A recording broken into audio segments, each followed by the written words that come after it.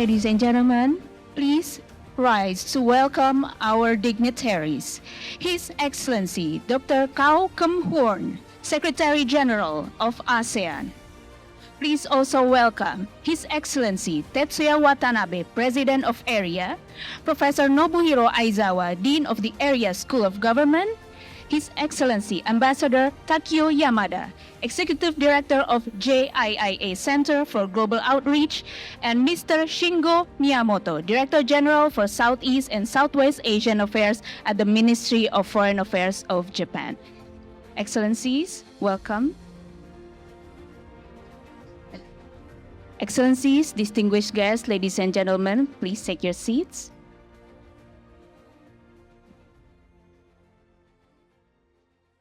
Excellencies, distinguished guests, ladies and gentlemen, a very good morning to you all and welcome. I hope you are all doing well. My name is Dania from ERIA, and it is my pleasure to serve you as your Masters of Ceremonies for today's event. Today's program brings together two important conversations. We begin with the inaugural ERIA-ASEAN AOIP Lecture, which marks the launch of a new lecture series under the ERIA School of Government. This series aims to strengthen ASEAN's voice in shaping regional and global conversations on the Indo-Pacific by promoting dialogue, openness, inclusiveness, and cooperation.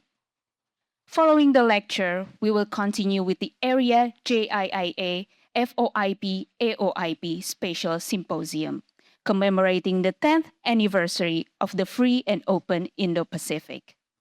Distinguished experts will explore how the principles of the ASEAN outlook on the Indo-Pacific and the free and open Indo-Pacific can work together to address today's evolving regional challenges. On behalf of the organizer, we hope you will find today's discussions insightful and thought-provoking, and that this forum provides valuable opportunities for meaningful dialogue and new connections. Without further ado, it is now my honor to invite the President of ERIA to deliver his remarks and officially open today's event. Please welcome His Excellency Tetsuya Watanabe.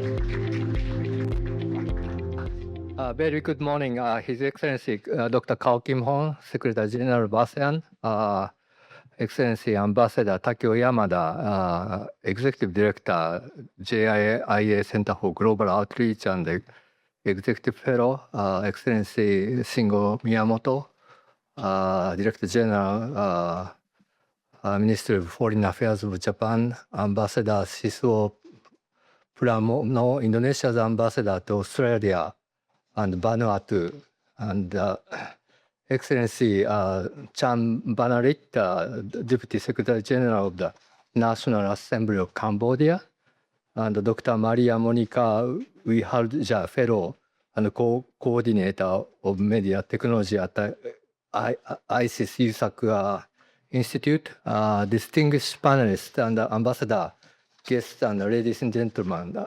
It's my great pleasure to welcome you to today's event at ERIA office here in Jakarta. I would like to express my sincere appreciation to the Japan Institute of International Affairs, JIIA, for co-organizing this symposium.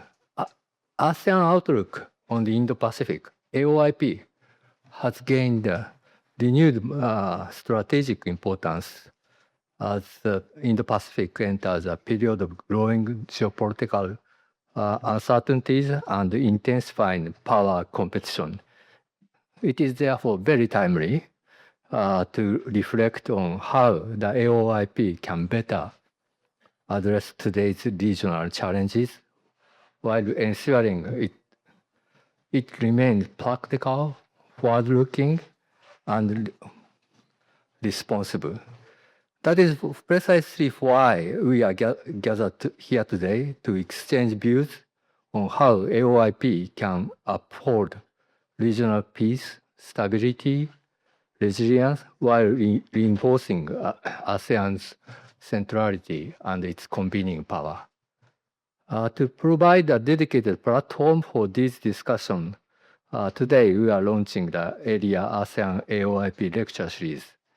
Its objective is to strengthen ASEAN's agencies in shaping regional and global narrative and reinforce the Indo-Pacific as a strategic space for dialogue, cooperation, and inclusive engagement. In this regard, I am very honored to welcome Excellency Dr. Kao Kim Hon, Secretary of ASEAN, to inaugurate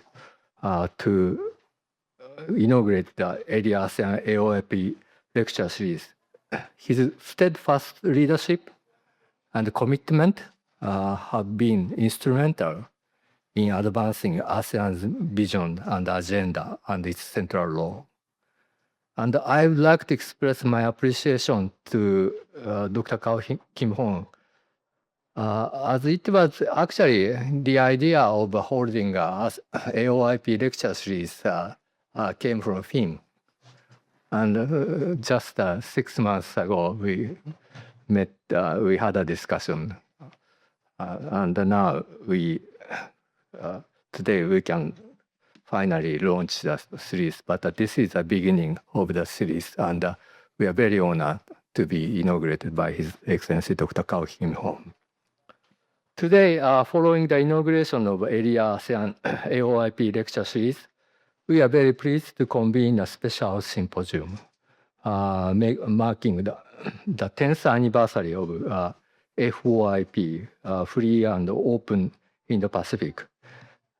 The symposium will revisit the AOIP and the FOIP in light of today's geopolitical realities and explore ways to deepen their synergies. We are very honored to welcome the distinguished group of experts and speakers for that discussion: Ambassador Yamada, Ambassador Miyamoto, and Ambassador Cicero Pramono, and Dr. Banarit and Dr. Monica Viharaja, whose insights and expertise will help advance the important dialogue for these very important issues. ERIA School of Government was launched almost 2 years ago, and the intention was to make ERIA and ERIA School of Government to become a trusted platform for policy dialogue, where high-level leaders, policymakers, and experts and academia from across the region get together and exchange views, ideas, and deepen mutual understanding and identify key policy priority issues for the region. I wish you all a successful inauguration and productive symposium. Thank you very much.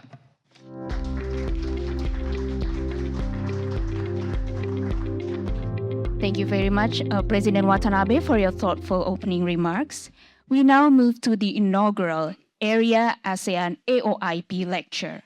It is our great privilege to welcome our keynote speaker, Secretary General of ASEAN, His Excellency Dr. Kao Kim Hon. Your Excellency, the floor is yours.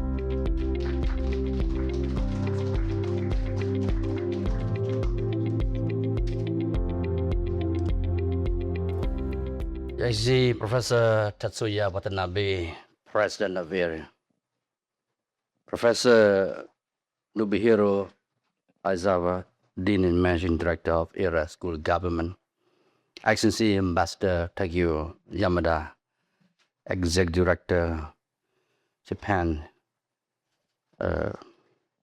Institute of International Affairs, Center for Global Outreach, and Executive Fellow, Excellency Shingo Miyamoto, Director General for Southeast and Southwest Asian Affairs, Ministry of Foreign Affairs, Japan.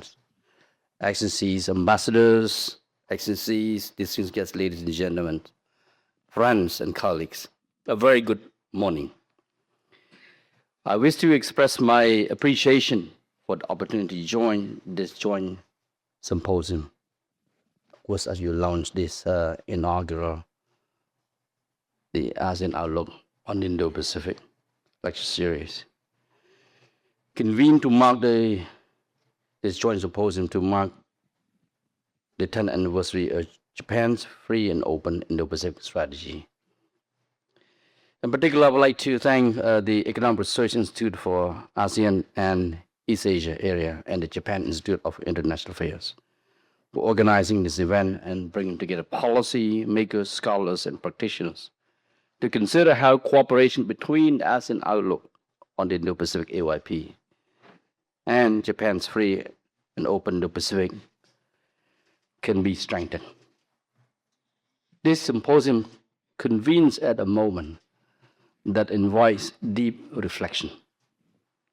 The Indo-Pacific's strategic and economic weight continues to grow, yet the same interdependence that has driven our prosperity has become a source of exposure. The region contends with geopolitical competition, economic fragmentation, technological disruption, and mounting strain on the rules-based international order. The crisis in the Strait of Hormuz, of course, now has just had another round of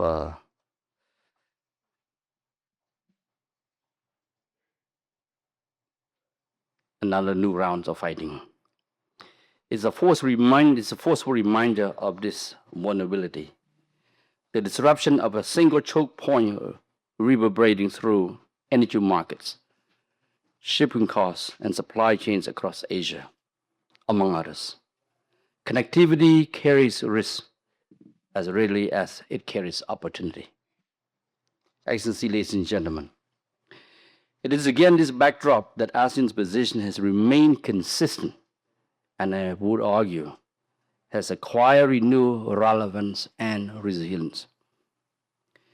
As reflected in the AOIP, we believe the Indo-Pacific should be a region of inclusive cooperation rather than confrontation, one that transcends major power rivalry, exclusive spheres of influence, and zero-sum competition. Dialogue, diplomacy, inclusivity, and cooperation must continue to guide how we manage our differences, address our shared vulnerabilities, advance our shared interests, and strengthen our strategic trust. It was this conviction that led ASEAN leaders to adopt the ASEAN Outlook on the Indo-Pacific in 2019. The AOIP provides a framework for advancing peace and stability through openness, inclusivity, and respect for international law. While the AOIP and Japan's FOIP reflect distinct strategic and policy approaches, they converge on key fundamental principles. The leaders reaffirmed this at the 28th ASEAN-Japan Summit in 2025, pledging support for an open, transparent, resilient, inclusive, and rules-based regional architecture that would significantly contribute to peace, stability, freedom, and prosperity in the Indo-Pacific. This convergence goes beyond shared language. It is anchored in the ASEAN-Japan Comprehensive Strategic Partnership established in 2023, and it is reinforced by the joint vision statement on ASEAN-Japan friendship and cooperation, trusted partners, and its accompanying implementation plan, adopted at the ASEAN-Japan Commemorative Summit for the 50th year of ASEAN-Japan friendship and cooperation. As of June 2026, various activities, programs, and projects have been carried out, addressing approximately 81% of the action lines in the implementation plan. Was this between ASEAN and Japan? These milestone achievements are the accumulated substance of our enduring partnership and a solid basis for deepening AOIP and FOIP synergies. This sheer commitment truly matters as both ASEAN and Japan adjust their approaches to a shifting and evolving strategic landscapes. Excellency, ladies and gentlemen, as Japan marks a decade of its free and open Indo-Pacific, ASEAN has entered a new phase of its own. Through the implementation of ASEAN 2045, our shared future, a 20-year vision that already commencing with the implementation of the 4 new strategic plans. Both reflect the same recognition that our approaches and strategies going forward must adapt to the changing circumstances. ASEAN 2045 is designed to keep ASEAN adaptive and responsive in a world where change has become the only reliable constant. The AOIP will remain central to advancing ASEAN's vision for the region. Japan, for its part, has renewed its FOIP with greater emphasis on resilience, economic security, and practical cooperation with regional partners. Here, the alignment is striking. Resilience is at its heart, what ASEAN 2045 seeks for our community. The capacity not merely to withstand shocks, but to adapt and emerge stronger from them. When Prime Minister Takeshi spoke at Vietnam National University in Hanoi this May of a more resilient and prosperous Indo-Pacific, she was articulating an aspiration that resonates strongly with ASEAN as well. Resilience also demands that regional frameworks move beyond proclaiming principles to delivering tangible outcomes for our peoples. It is here in delivery that frameworks must earn their legitimacy and support. There is significant scope to translate this principle shared by the AOIP and Japan's FOIP into practical cooperation across sustainable infrastructure, digital transformation, supply chain resilience, maritime cooperation, energy security, disaster management, connectivity, and people-to-people exchanges.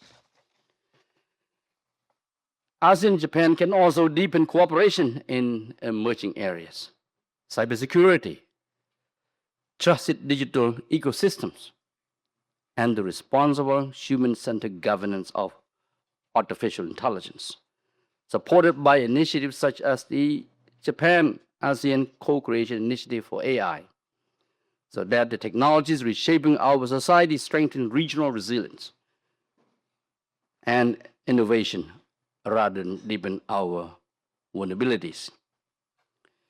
We should also continue to advance the women, peace, and security agenda, including the meaningful participation of women in peace processes, conflict prevention, mediation, humanitarian action, and post-conflict recovery.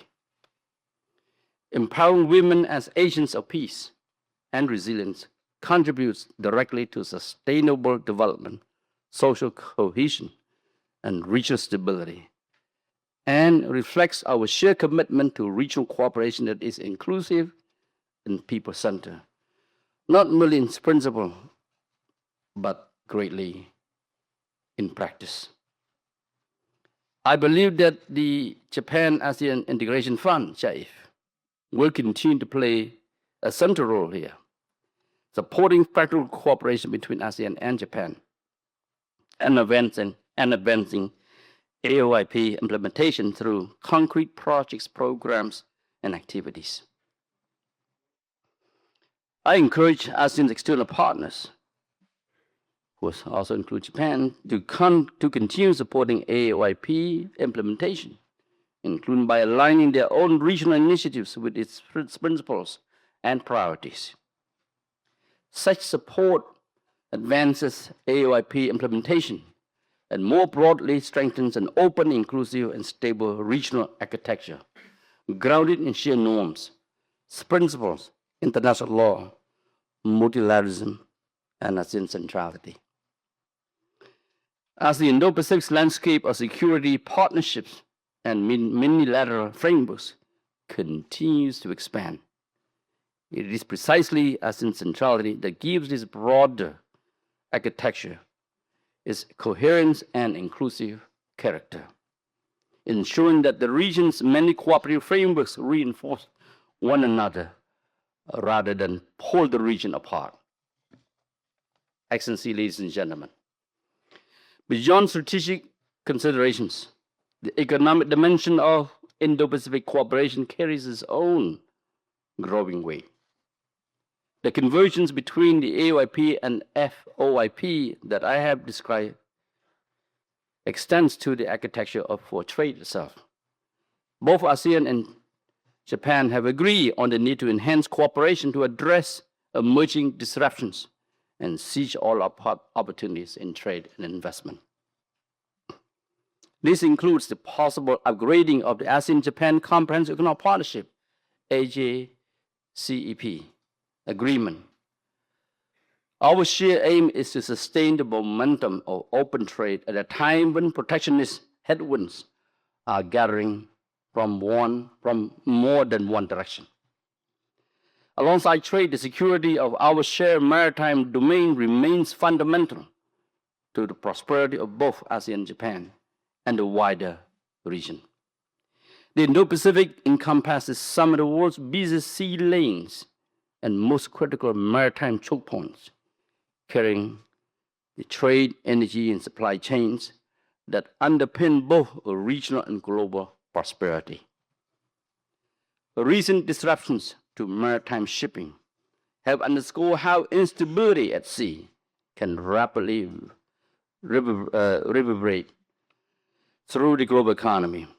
This is particularly true of strategic waterways, such as the Straits of Malacca, the Sunda and Lombok Straits, the South China Sea, and the Sulu-Celebes Seas. Preserving a maritime environment that is open, stable, and secure, as well as governed by international law, is therefore not only a regional imperative, but a global economic necessity. This is why ASEAN and Japan share a strong interest in upholding this principle that keep the maritime domain open, inclusive, and secure. Freedom of navigation, exercised in accordance with the 1982 United Nations Convention on the Law of the Sea, remains fundamental to regional stability, global trade, and economic security. Respect for international law provides the certainty and predictability necessary for commerce, investment, sustainable development, and the peaceful management of differences. These principles remain indispensable if the Indo-Pacific, with ASEAN and Southeast Asia at the center, is to continue serving as an engine of growth, connectivity, and shared prosperity. Excellencies, ladies and gentlemen, the challenges before the Indo-Pacific are indeed significant, but so too are the opportunities. The convergence between the AOIP and FOIP is more than an exercise in policy coordination. It reflects a wider recognition that no single country, institution, or framework can secure the future of the Indo-Pacific alone. As we mark the 10th anniversary of the free and open Indo-Pacific, this is an opportunity not only to reflect on how far we have come, but also to reaffirm our shared vision for the region and our collective responsibility to realize it. As I noted last week at the 39th Asia-Pacific Roundtable in Malaysia, we cannot outsource peace and stability. Our region's future will depend on our collective will and collective ability to foster trust, uphold international law, strengthen resilience, and expand cooperation across both traditional and emerging domains. In this regard, ASEAN deeply values Japan's steadfast support for the AOIP, ASEAN centrality, was AOIP since its adoption in 2019. Japan was among the earliest partners to embrace ASEAN's vision for the Indo-Pacific and has consistently demonstrated its confidence in and support for ASEAN centrality as the foundation for regional cooperation. The past decade of our working together has shown that sustained dialogue, and practical cooperation can build and strengthen trust across differences. Regional initiatives need not compete. The complementarity between the AOIP and FOIP reminds us that lasting regional order is built not on uniformity, but on the ability of different visions to find common purpose for collective efforts. That spirit of convergence has long been one of the Indo-Pacific's greatest strengths, not weaknesses. Ultimately, the future of the Indo-Pacific will depend on the trust we nurture, the partnership we sustain, and the choices we make together. Guided by mutual respect and enhanced trust, international law, and the shared sense of responsibility, ASEAN and Japan can work with all partners to keep our region open, peaceful, stable, and prosperous for generations to come. With that, I thank you and good morning to all of you.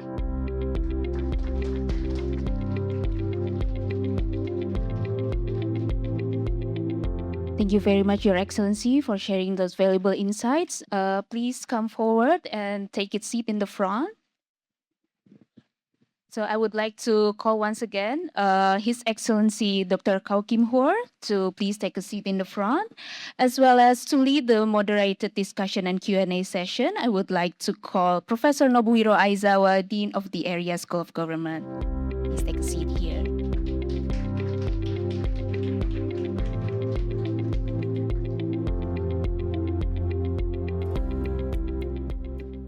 Once again, good morning to all.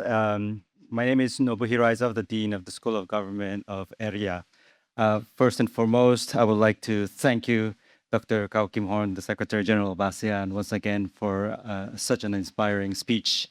Not only this speech, but during his Secretary General, every speech, he has coined the sense of encouragement in times of crisis. I think his situational awareness, together with diplomatic skill and his leadership, has always brought this encouragement and a cautious optimism when everybody can fall into pessimism in this challenging time. I really like the final word that you coined, the spirit of convergence.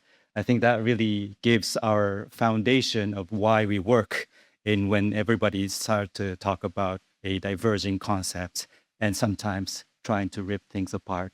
But I think your words really encourages in times of crisis. So we always consider time of crisis is always an opportunity, as you mentioned, especially in governance and public policy as well. So I thank you so much. And you set the first step of this lecture series. I hope and I encourage all the thought leaders and the government leaders to follow suit in encouraging this dialogue that you cherish so much with us here in Jakarta. He has kindly shared his time to accept the Q&A. So I would like to open the floor to take this opportunity to directly ask questions to Dr. Kau Kim Horn. Please identify yourself when raising your question and keep the question as question, no statement, because we really wanted to maximize this opportunity to hear from Dr. Kau Kim Horn. Okay, first, Ambassador Yamada. Well, thank you very much, Dr. Kau Kim Horn, for a very insightful and perceptive lecture. I've learned a lot from that. Thank you very much indeed. And my question is about the prospect of the updating of AOIP. The Prime Minister Takaichi announced the updated FOIP. And this is a response to the very fundamental and profound shift now we are undergoing, both in geoeconomics and geopolitics. And also, in the future, in the coming decades, ASEAN will accumulate further capacity, and your GDP will be maybe bigger than, substantially bigger than now it is. And so, is there any chance that ASEAN would also update and evolve the concept and the content of the AOIP? That would provide the basis for the future cooperation between the FOIP and AOIP. And also, we should stress the strategic autonomy and resilience as we did in the updated FOIP. And I believe that is consistent with the spirit and the philosophy of TAC, ASEAN's basic document. Please.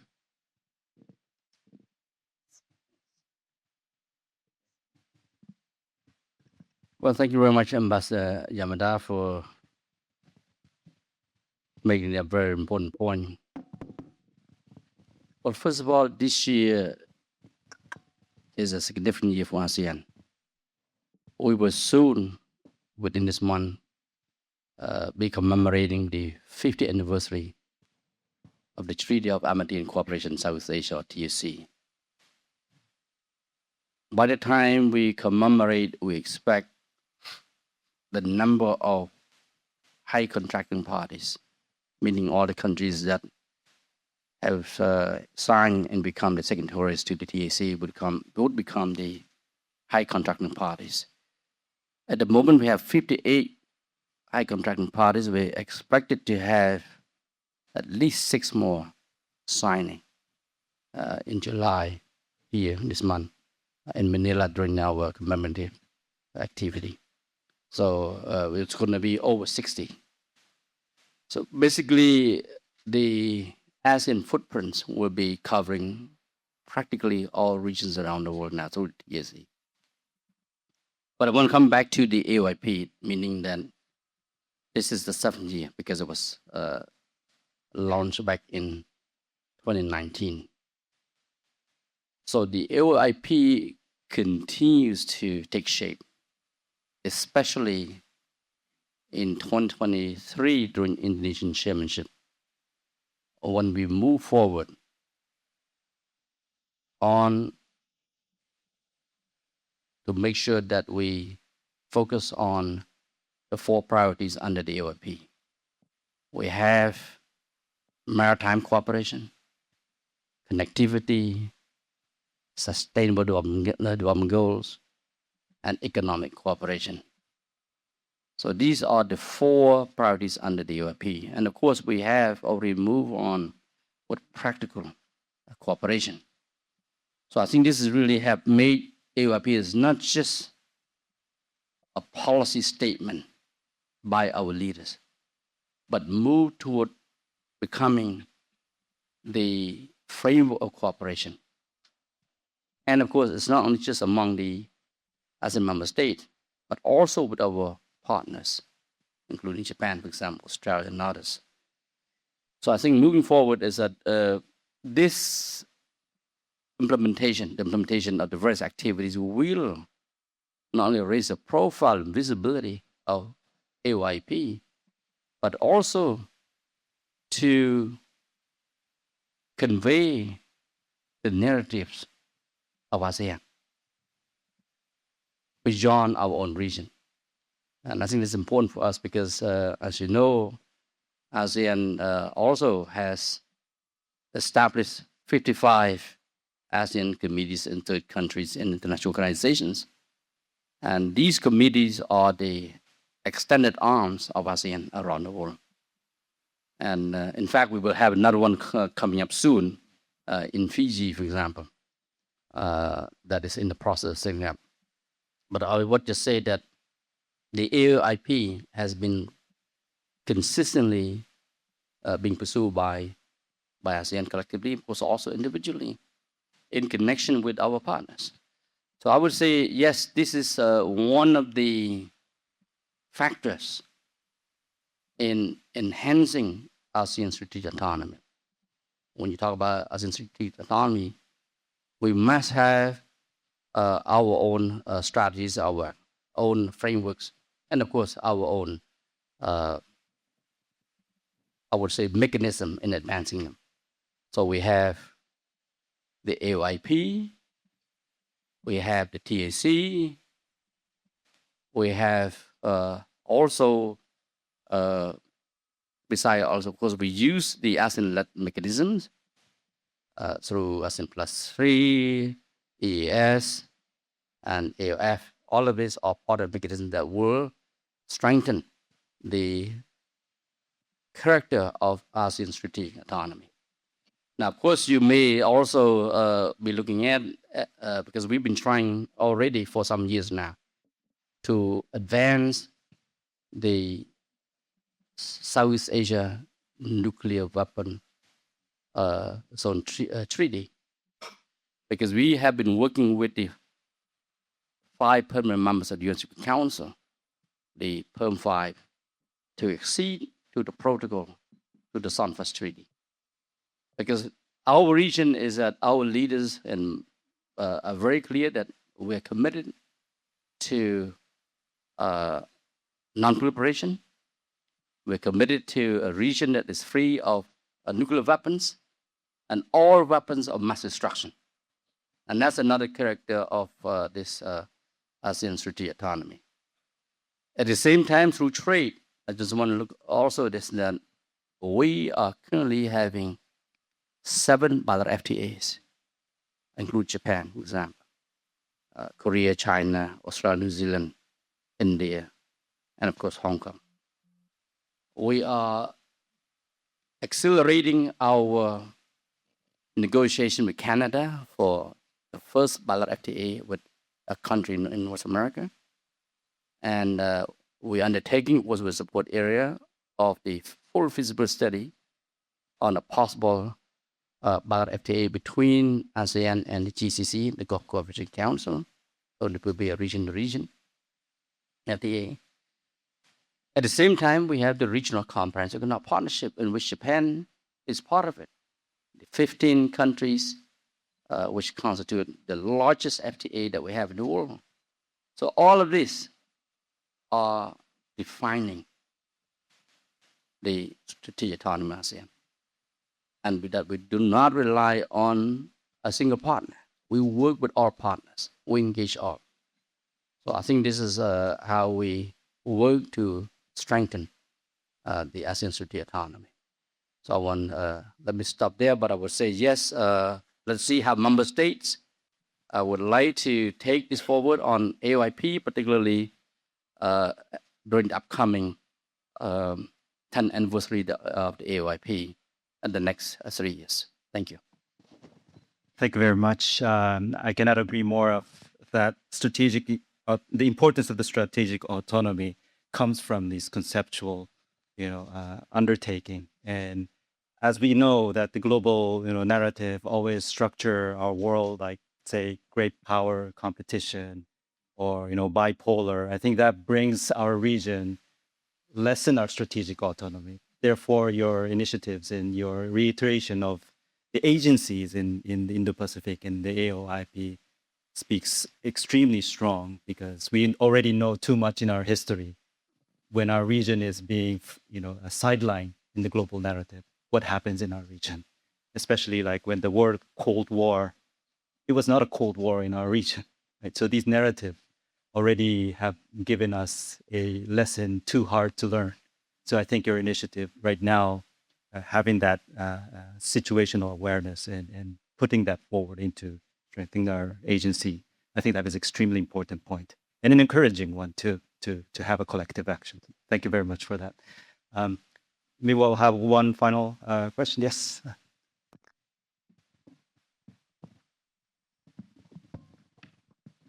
Good morning, Excellency.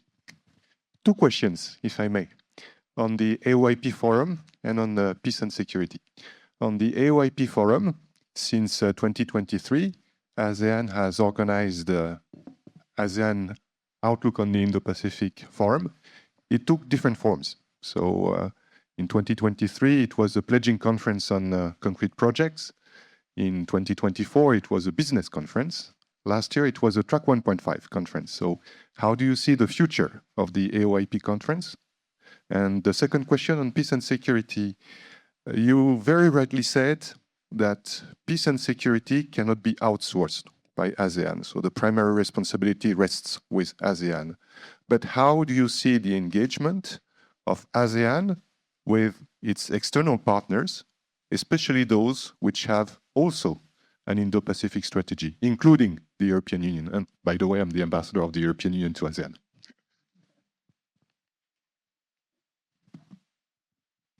Well, thank you very much, Ambassador Sim. Your question have to all go back to Europe. Thank you. No, I mentioned broadly about the various activities that we have undertaken under the AOIP, including issue joint statements with our partners. We have done that. The various activities include the forum that we have organized a series, of course, pulling together between ASEAN Member States and our dollar partners, for example. And even on specific issues like undersea cable, how we protect that. So I think we look at many directions on how we can do to expand our cooperation under the framework of AOIP here. And that's why the 4 priority areas are there. Maritime cooperation, just mentioned, and connectivity. We have some activities under this priority connectivity. Economic cooperation, of course, also, and SDGs. So I would say that we will have more.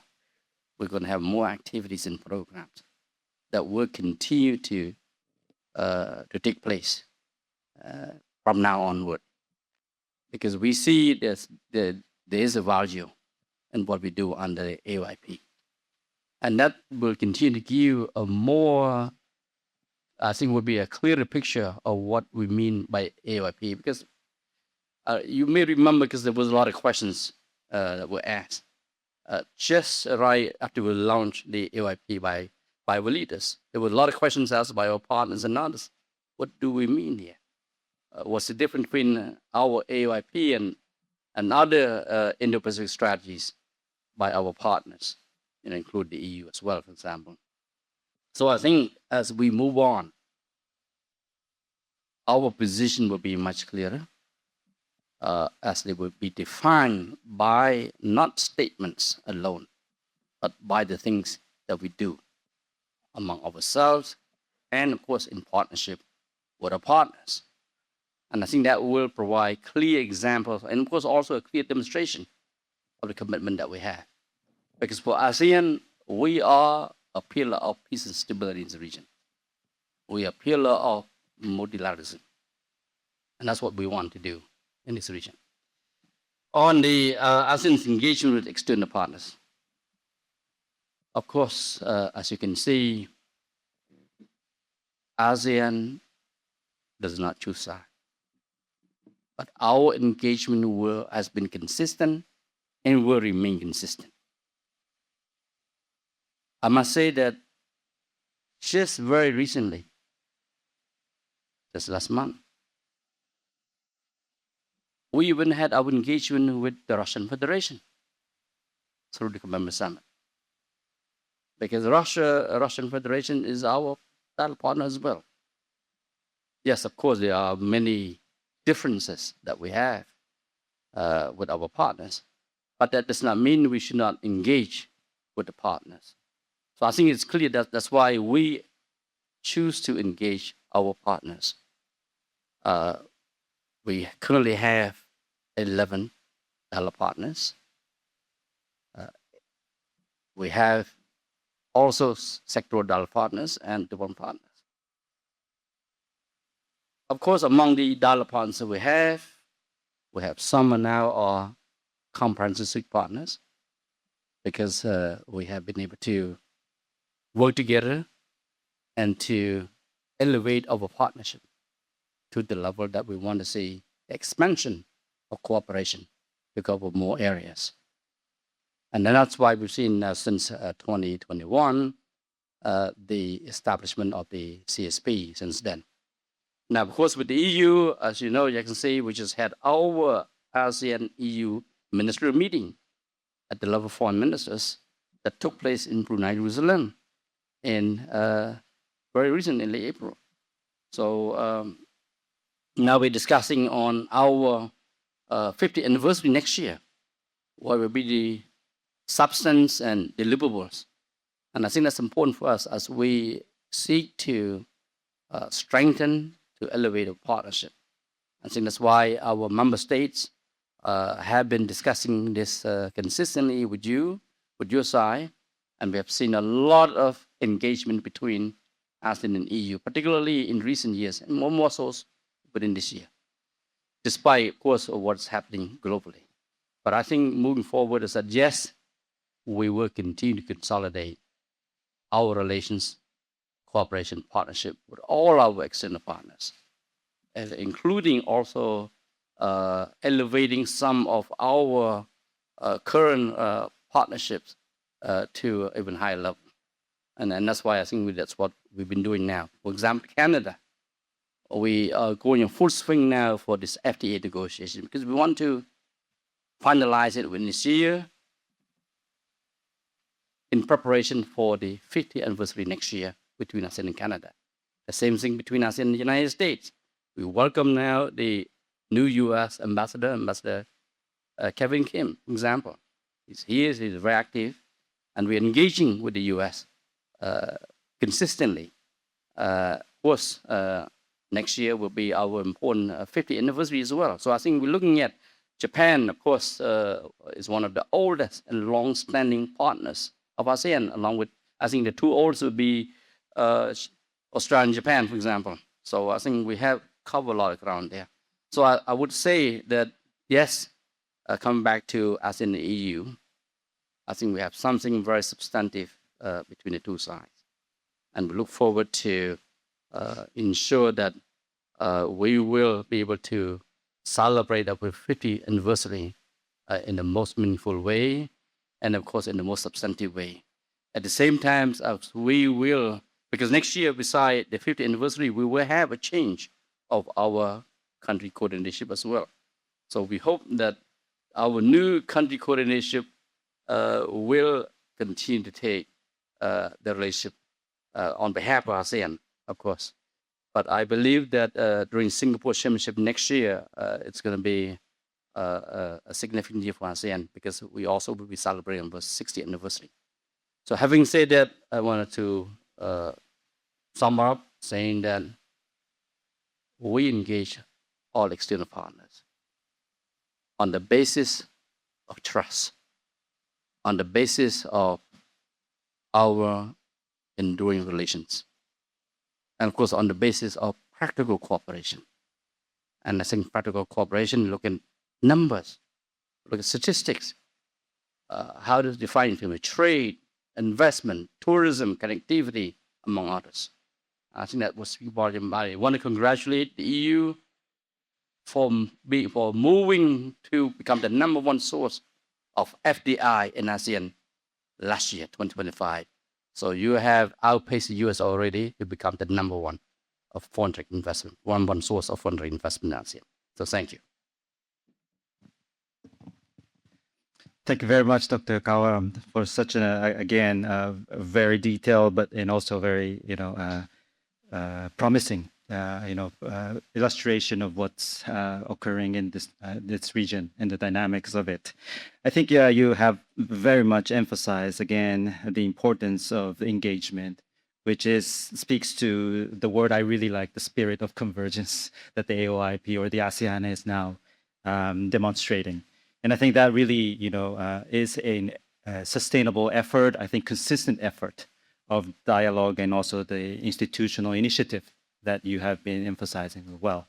So I think, I hope this Indo-Pacific AOIP Lecture Series can be an avenue for that, this sustained dialogue, regional initiative, for the sake of the strategic autonomy and peace and stability of this region. I think every concept that you have mentioned really gives a pathway to the succeeding leaders to piggyback on your intellectual framework, and then hope we could strengthen our region together here in Jakarta as well. So I thank you so much for today's lecture, and thank you for laying this out to the community of all here. Well, thank you very much to Dean Azawa, and of course thank President Watanabe for organizing it. I think we have worked together very closely. Like I say, Japan is one of the long-standing partners of ASEAN. The relationship will have to be based on trust. And trust will define the quality of relationship. So for that matter, I think we have the responsibility to protect, to maintain, and defend peace, stability, and prosperity in our region. We have that duty to the current generation, of course, to the future generation. So with that, thank you very much for the opportunity to be here. Thank you. Thank you very much. Okay, thank you very much, Dr. Kau Kim Hoon, for your detailed insights, and for Professor Aizbawa for moderating the discussion. Excellencies, please remain on stage for the photo session. We will take 2 sets of photos. First, I would like to invite His Excellency Tetsuya Watanabe to join us. Please stand on. Please switch positions between Sensei and Tetsuya. Yes. Okay, we will take the first set of photos. Please be ready. Okay, on my cue. 1, 2, 3.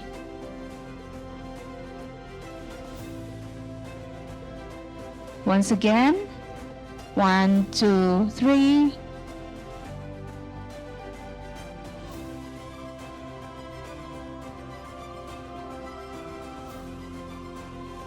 Okay, now we will take the second set of photos. Now I would like to invite all the symposium speakers. First, Mr. Shingo Miyamoto, Ambassador Takio Yamada, Dr. Chiang Wanaret, Dr. Maria Monika Wiharja,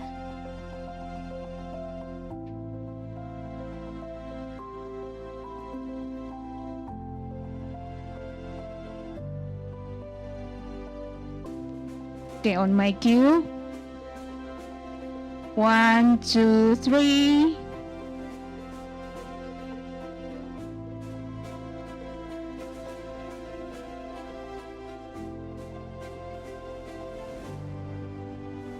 All right. Okay, Excellencies, please kindly return to your seats.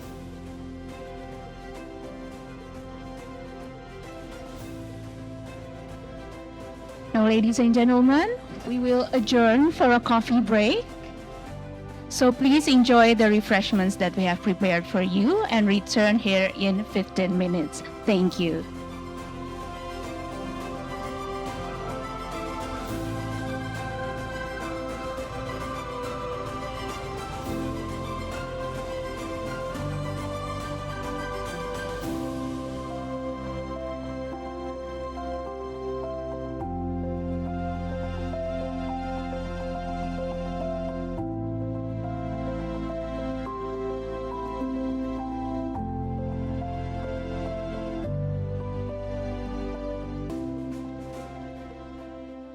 Welcome back, ladies and gentlemen. I trust you enjoyed the refreshments. We will now proceed with our special symposium on commemorating the 10th anniversary of the free and open Indo-Pacific. Now, to open today's symposium, it is our privilege to have a keynote speech delivered by Mr. Shingo Miyamoto, Director General for Southeast and Southwest Asian Affairs at the Ministry of Foreign Affairs of Japan. Mr. Shingo Miyamoto, you have the floor.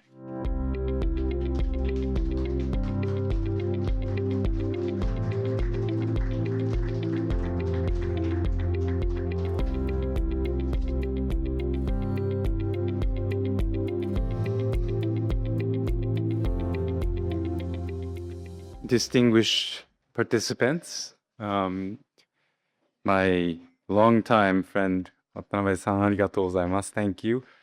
A very good day to all of you. Salam sejahtera untuk semuanya.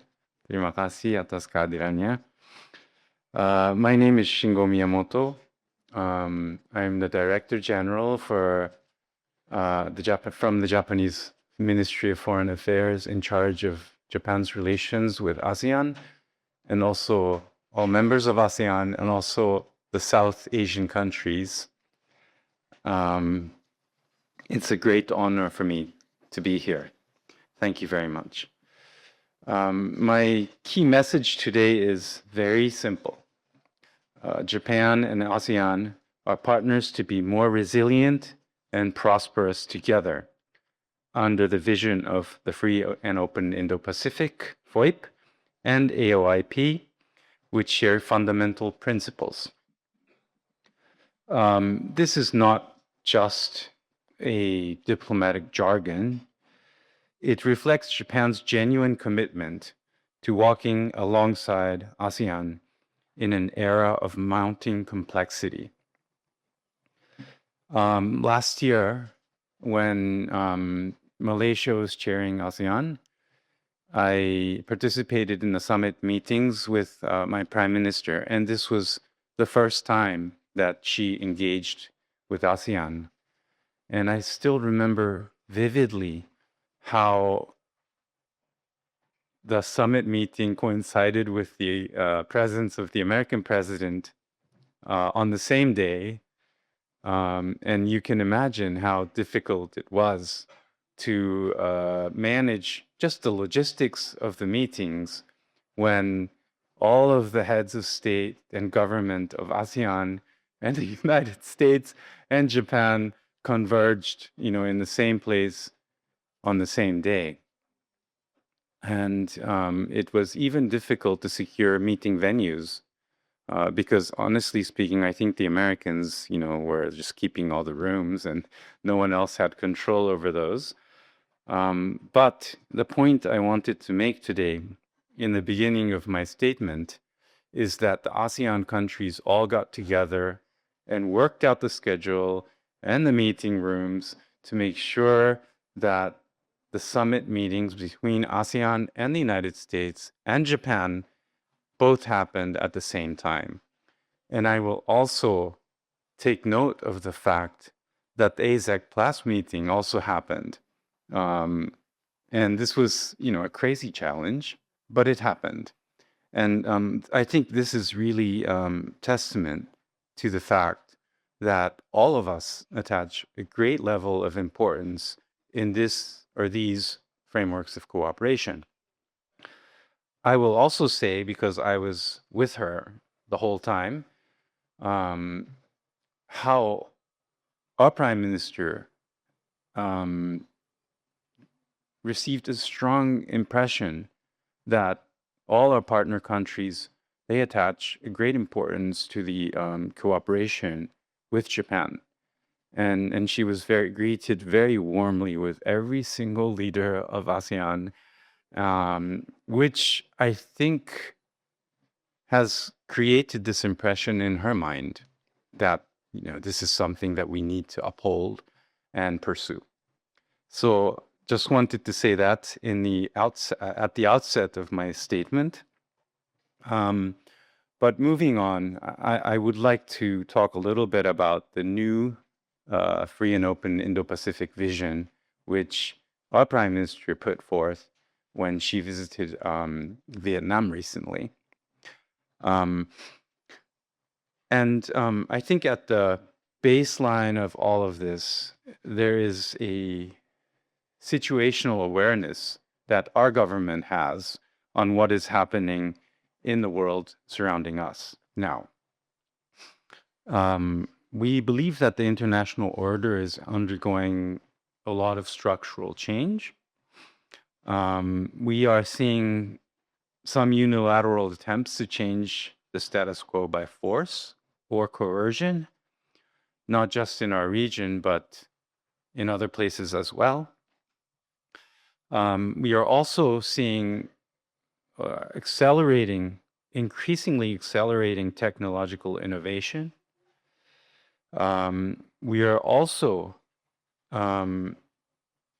seeing emerging and growing challenges, but also opportunities from the rise of the economic growth of the global South. So these are no longer hypothetical changes that, we've been talking about these things for a while now, but we are seeing these things happen as, it unfolding in front of our own eyes, and we are having to cope with these things on an increasingly quick pace. So that is the reality that we're having to deal with together. Now, in this context, the new FOIP it maintains the fundamental principles which were set forth by our late Prime Minister Abe when he first came forward with this concept.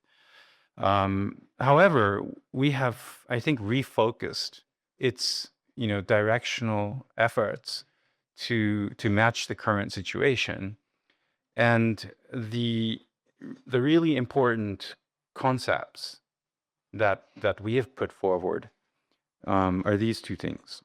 One is the freedom of our countries and our peoples to decide for themselves.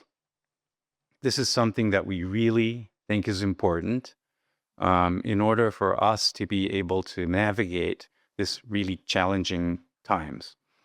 The second is resilience. So the freedom and capability of each country to determine its own future. These have become more critical than ever in the current situation. So it is this sense of urgency that Prime Minister Takaichi announced this updated FOIP. So this is one thing I wanted to stress at the outset. So I will go on to explain some of the core principles and the areas of focus that we have in this new FOIP, but I hope that you will see that there's probably an increased level of convergence between what we seek to achieve through this new updated FOIP and what our respective countries need in this current times. So FOIP was first articulated by Prime Minister Abe, of course, in 2016. It's been 10 years. And the core principles which was put forward back in those times, freedom, openness, diversity, inclusiveness, and the rule of law, I think all of these things remain to be relevant as ever. But 10 years have passed, and the world has changed considerably. But the relevance of FOIP, I think, has not wavered. I think I may venture to say that it's even more relevant today. So the updated FOIP, Free and Open Indo-Pacific, is Japan's response to these new realities. The intensifying geopolitical competition, accelerating technological innovation, and the rise of the global South. Japan, I think, has renewed its determination to play an even more proactive role in building an international order based on these enduring principles. And I also wanted to make a point, or maybe reiterate the important but even more relevant point that the Free and Open Indo-Pacific, FOIP, and AOIP are mutually complementary. These are not competing concepts, but are complementary to each other, as the Secretary just mentioned in his statement. In 2019, by starting 19, it shows how old I am. In 2019, ASEAN adopted the ASEAN Outlook on the Indo-Pacific, which shares the core values and spirit with Japan's Free and Open Indo-Pacific. So FOIP and AOIP are not competing or alternative visions. They are mutually complementary. And in the Japan-ASEAN joint statement in October last year, we confirmed the complementarity and synergy between FOIP and AOIP and committed to promoting further cooperation. This holds equally true under the updated FOIP. Japan and ASEAN share the same path and goals. And I think I will try to elaborate on this in more concrete terms later in my speech. But this complementarity is something that we always would like to keep in mind. Now, the key features of the updated FOIP are as follows. We have a clear focus. The principles are the same, but I think Japan's intention was to refocus its efforts in the areas which are more relevant in the challenging times that I was talking about. The focus is to help each country in the region, including Japan ourselves, to acquire resilience and the capability to have the freedom to decide for ourselves across economic, social, and security domains. Japan will advance these efforts itself while working closely with like-minded partners to provide cooperation and projects tailored to the needs of each country in this region. And the goal of this is that Japan and ASEAN and the entire Indo-Pacific region become more resilient and prosperous together. Now, we have 3 priority areas of this updated FOIP. And I will try to explain these briefly. I will not go into too much detail, but when you hear these focus areas, I think you will understand what I was talking about when I said we want to be more resilient together, and we want to secure our future together. So one of the pillars is building economic infrastructure for the age of AI and data. You will see, if you look into the website of the Japanese Foreign Ministry or the Prime Minister's office, you will not only see that our engagement with the countries of ASEAN and also South Asia have been significant since Prime Minister Takaichi came into office. But every time you will see some focus on this pillar of the new FOIP, which is building an economic infrastructure for the age of AI and data. We need to strengthen the supply chain resilience for energy and critical minerals. And this has also been a consistent focus. You will see from the outcome of every single summit meetings that we've had that we have included some measure to make sure that these partner countries in this region are able to secure their energy resources and also critical minerals. So I just wanted to point that out. Also, developing infrastructure is essential for the age of AI and data, such as undersea cables, Open RAN, satellite communications, all optical networks. These were all included in our efforts to work together with the countries in the region that I'm talking about right now. We coined it as the FOIP digital corridor concept, but this is also an important focus. Another focus is building a safe, secure, and trustworthy AI ecosystem together with ASEAN, including the development of a native language AI models and cultivation of advanced AI talent. So these things are, the first of the 3 focus areas that I talked about. And the second is co-creation of economic growth and rule sharing. Leveraging, Japan's expertise and technology to address challenges in the global south and co-creating new business opportunities and markets. So this is the second focus. One thing that we want to do through this line of effort is promoting strategic expansion of the CPTPP agreement, including early accession processes for the Philippines, Indonesia, and the United Arab Emirates. Also, another line of work that we attach great importance to is strengthening rules on e-commerce, supply chain resilience, and addressing economic coercion. And I will talk very briefly about the third pillar, which is enhancing security cooperation. Strengthening maritime security is extremely important. Section spoke about this as well. We are seeing this in a painful way in the current times. When we all know what's happening in the Gulf and the impact that has had on our lives, not just our lives, but everyone's lives.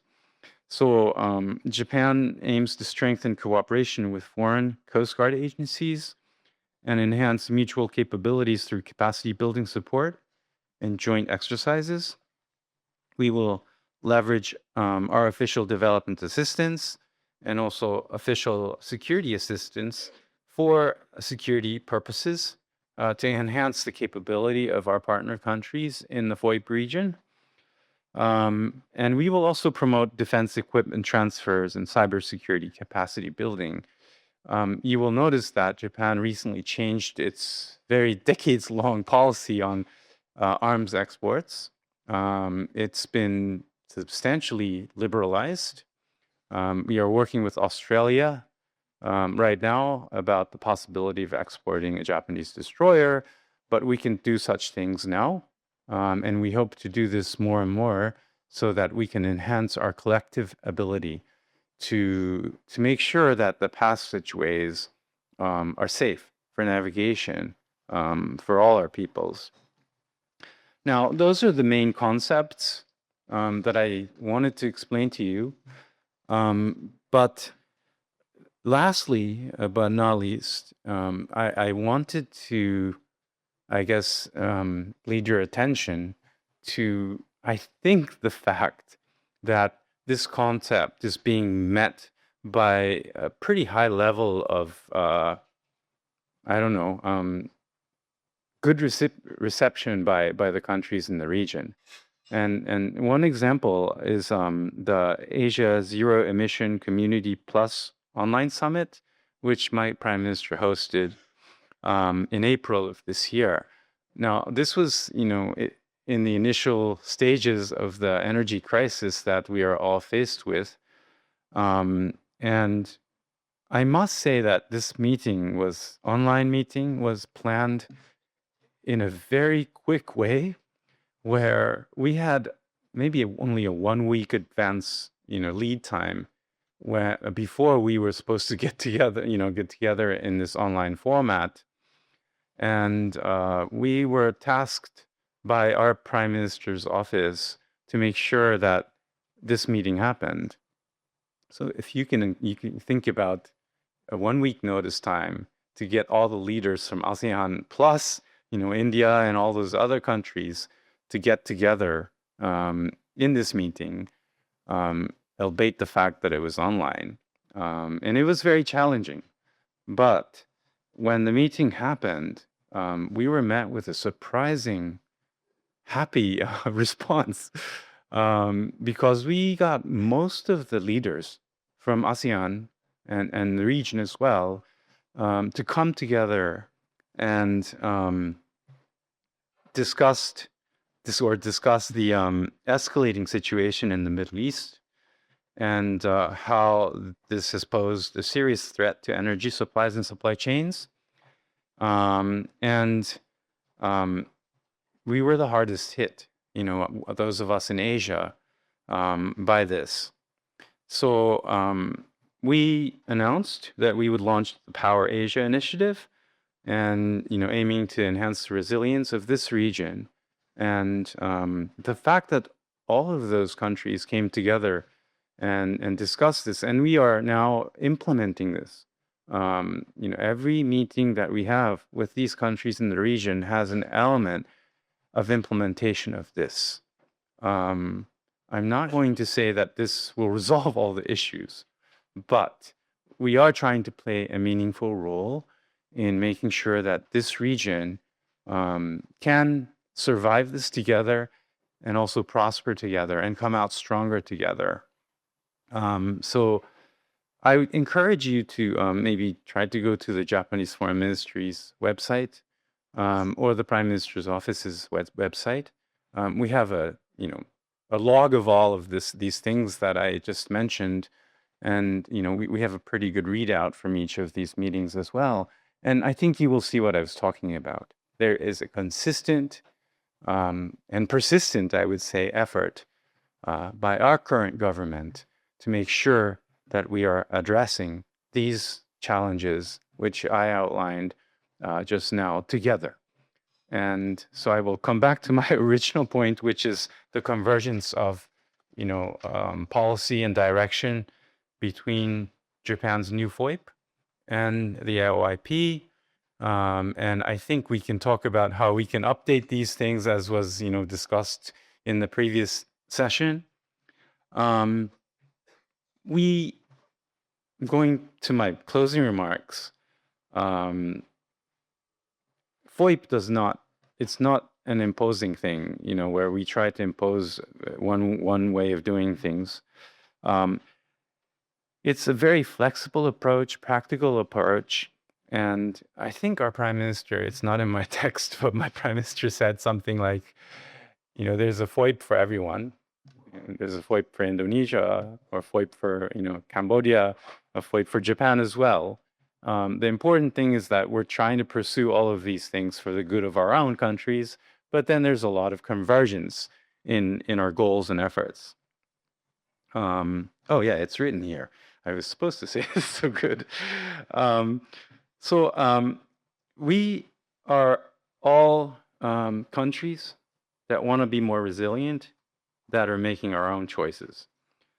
But we are cooperating together to make sure that that happens. We will build a free and open Indo-Pacific as the foundation of our shared peace and prosperity. And Japan is committed to doing this together with ASEAN and our partner countries in South Asia. So thank you very much for your attention, and I look forward to the discussions following this. Thank you. Terima kasih banyak. Yeah, thank you very much, Mr. Shingo Miyamoto, for starting the symposium on a high note. So brief information about this event. This symposium brings together leading policymakers and experts to explore how the principles of the free and open Indo-Pacific and the ASEAN outlook on the Indo-Pacific complement one another in today's challenging geopolitical landscape. Discussions will focus on strengthening economic partnerships and connectivity, promoting regional resilience through de-risking rather than decoupling, advancing digitalization and decarbonization, and identifying practical ways to deepen FOIP-AOIP cooperation. It is now my pleasure to introduce our moderator and distinguished speakers for the panel session. Serving as the moderator is His Excellency Ambassador Takio Yamada, Executive Director of the Japan Institute of International Affairs Center for Global Outreach and Executive Fellow at JIIA. Joining the panel are, first, I would like to welcome back again Mr. Shingo Miyamoto, Director General for Southeast and Southwest Asian Affairs at the Ministry of Foreign Affairs of Japan.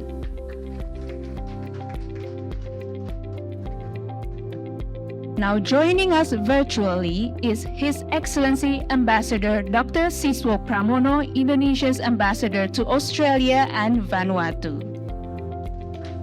Welcome, Ambassador Siswo. Next, we have His Excellency Dr. Chieng Wanarath, Deputy Secretary General of the National Assembly of Cambodia. Lastly, we have Dr. Maria Monica Wiharja, Fellow and Co-Coordinator of the Media, Technology and Society Program at IC's Yusof Ishak Institute. Ambassador Yamada, the floor is yours. Well, thank you very much indeed. I'm Taki Yamada, Executive Director, the Center for Global Outreach of Japan Institute of International Affairs. And also, I'm concurrently serves as Japan's ambassador for ASEC, Asia's Real Mission Community. And my portfolio also covers the Power Asia initiative, which was introduced by Mr. Shingo Miyamoto. And after listening to a very insightful and informative presentation by Mr. Miyamoto, I'd like to stress that now everybody, every country are responding to the profound shift of the regional and global circumstances in both geopolitics and geoeconomics. And updated FOIP announced by Prime Minister Takaichi in May in Vietnam. It's Japan's proposal in a way to address the new challenges, which is very serious and very important for every country in the region. And we believe that ASEAN is also doing a lot of things to respond to the emerging new geopolitical circumstances of the region. And so, this meeting, in my view, should be an opportunity to explore the ways how we can find the new and updated synergy between FOIP and AOIP. And so I'm so glad that, now today we have an excellent panelist introduced by the, MC, Madam MC. Thank you very much. And so first I'd like to invite Ambassador Susio, Ambassador Pramono. I know that he's one of the architects of the, AOIP, which was decided in 2019 as a key interlocutor of the Indonesian Foreign Ministry. So, Ambassador Pramono, could you give us your thoughts about, the current situation, particularly, in what direction the ASEAN efforts to address the situation under the AOIP should move forward? And is there any possibility of the updating? And also, what is your view of these new types of synergy between FOIP and AOIP, and what do you expect from Japan? Ambassador Sushio, please. Thank you very much, Ambassador Yamada and DG Shingo Miyamoto. I've been following from the very beginning, but unfortunately, I have only 30 minutes before I come to another engagement. So yes, I would like to start with the world view from Indonesia and the world view of ASEAN. Indonesia, our foreign policy is independent, active, and non-aligned. This is our worldview. ASEAN, until today, consider itself the region as zone of peace, freedom, and neutrality, and would like to work together with all the ASEAN partners. And we have many partners, and equally the same, And we have the principle of Treaty of Amity and Cooperation, which is the basis of our engagement with the world, as well as ASEAN centrality. Now, I would like to memorize a little bit the birth of the ASEAN outlook on the Indo-Pacific. I should start with the complicated geopolitics at that time, 2015 to 2020. Let's say it started 2013. 2013 is the first time when China established one belt, one road. And then in 2015, when America have the new administration, OPOR become BRI, Belt and Road Initiative. And in 2017, there was a BRI forum in Beijing, attended by 30 countries, in which I'm part of Indonesian delegation. Now, it is also in 2017 that US launched FOIP, American FOIP. Japanese FOIP come first, and then the American FOIP come later. And it was also announced during the ASEAN summit in Manila. But then in 2018, 2017 to 2019, 2017 when America announced the FOIP, and 2019 when ASEAN formulate AOIP, yeah, the PRI also progressing very well. Yeah, at that time, 130 countries become parties to the PRI. Yeah, Indonesia included. Yeah, we have some project on PRI. Now, then 2018, just a year after 2017, of course, we have the first American sanction, tariff, and so on. China retaliate, and this was the first U.S.-China trade war. Yeah, during the first Trump administration. Yeah. Now, this kind of pressure at that time makes ASEAN work very quickly, and never before ASEAN has a very major project that can be completed in less than 2 years. And this is the ASEAN outlook on Indo-Pacific. But at the same time, with the rapid increasing members of PRI, at the same time, I remember the world also produced a lot of ideas, at least 10 concepts of the Indo-Pacific. We start with the German thinking on Indo-Pacific, European Union, of course, then the Australian, India with Sagar, India with Sagar, Canada, at least 10, yeah.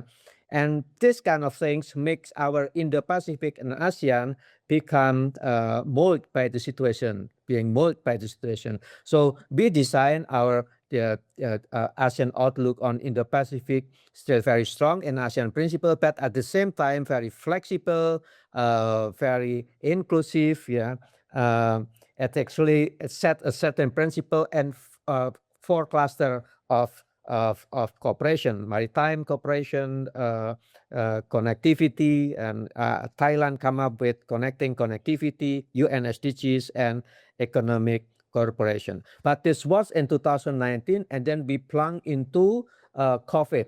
And for almost 2 years, the world stopped because of COVID. So we don't have a chance at the time to immediately implement our ASEAN outlook on Indo-Pacific. But then in 2022, when Indonesia is the chair of the G20, now we start to revive again the ASEAN outlook on Indo-Pacific, because Indonesia then become the chair of the ASEAN Summit in 2023. And this is the first time we have a very big project being implemented. If you remember at the time during the ASEAN Summit in 2023, we have almost a total 93 projects under the Indonesian chairmanship on ASEAN and Indo-Pacific at the times. Yeah, but the project is also interlinked with the G20 because only one year difference. So during the G20, we champion public health, energy transitions, and digital transformation. And during the ASEAN Summit, in which we discussed a lot about the implementation of ASEAN Outlook on Indo-Pacific, we discussed green infrastructure, which is very much with the Japanese one, resilient and supply, sustainable financing, and digital transformation. But not only that, yeah, ASEAN, the AOIP program managed to have a concrete recommendation, like 45 projects from Indonesia, Vietnam 14 projects, and the Philippines about 11 projects. The role of Japanese is very strong at the times, yeah, because on the other partners, the partner side, Japanese took about 16 projects, yeah, support 16 projects. And then we have UK 12 projects, South Korea 12, China 11, Australia 10, and so on. So my point is that this is our Indo-Pacific. We are ready to work together with our partners. We are ready to work together with Japan. I believe there will be synergy between the updated version of Indo-Pacific and the implementation of our ASEAN Outlook on Indo-Pacific. Thank you. Well, thank you very much, Ambassador Sushio. And you described the background history of the development of AOIP, and also you actually felt a very important role Indonesia has played as the chair of G20 and chair of ASEAN. And now, you have just suggested the future course of cooperation and the AOIP and FOIP synergy.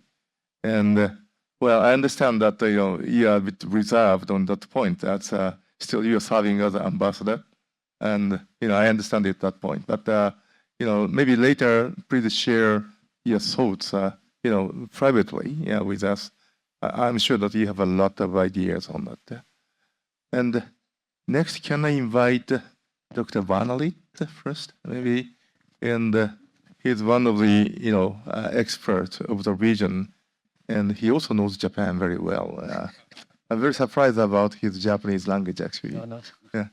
And please give us your thoughts about the future course of the synergy between the OIP and the FOIP, and particularly given the intensifying challenges we are facing in the region. Please. Thank you very much, Ambassador. Thank you, ERIA-JIIA, especially School of Government, for the opportunity to share, to learn. I think we have a very rich discussion this morning. It's very hard for us to add our perspective. I think it is crystal clear that we have strong political consensus, okay, at the top level, working level, on building the synergies. We have existing mechanism to implement it. I think the question is how now, moving forward. I think the updated FOIP creates a new venues for cooperation, but I think we need to keep exploring. As Mr. Shinjo mentioned, it's flexible. So FOIP belongs to all of us, and it can be adapted to a local national context. It's not imposing kind of strategy. So we look at it from a multi-dimensional approach. For the economic, I think when we talk about digital economy integration, emerging technology, perhaps we should also connect it with cyber security, because I think online scam is emerging threat to a digital platform, and we need to build a trusted digital platforms, a digital economy, and how to earn public trust in this.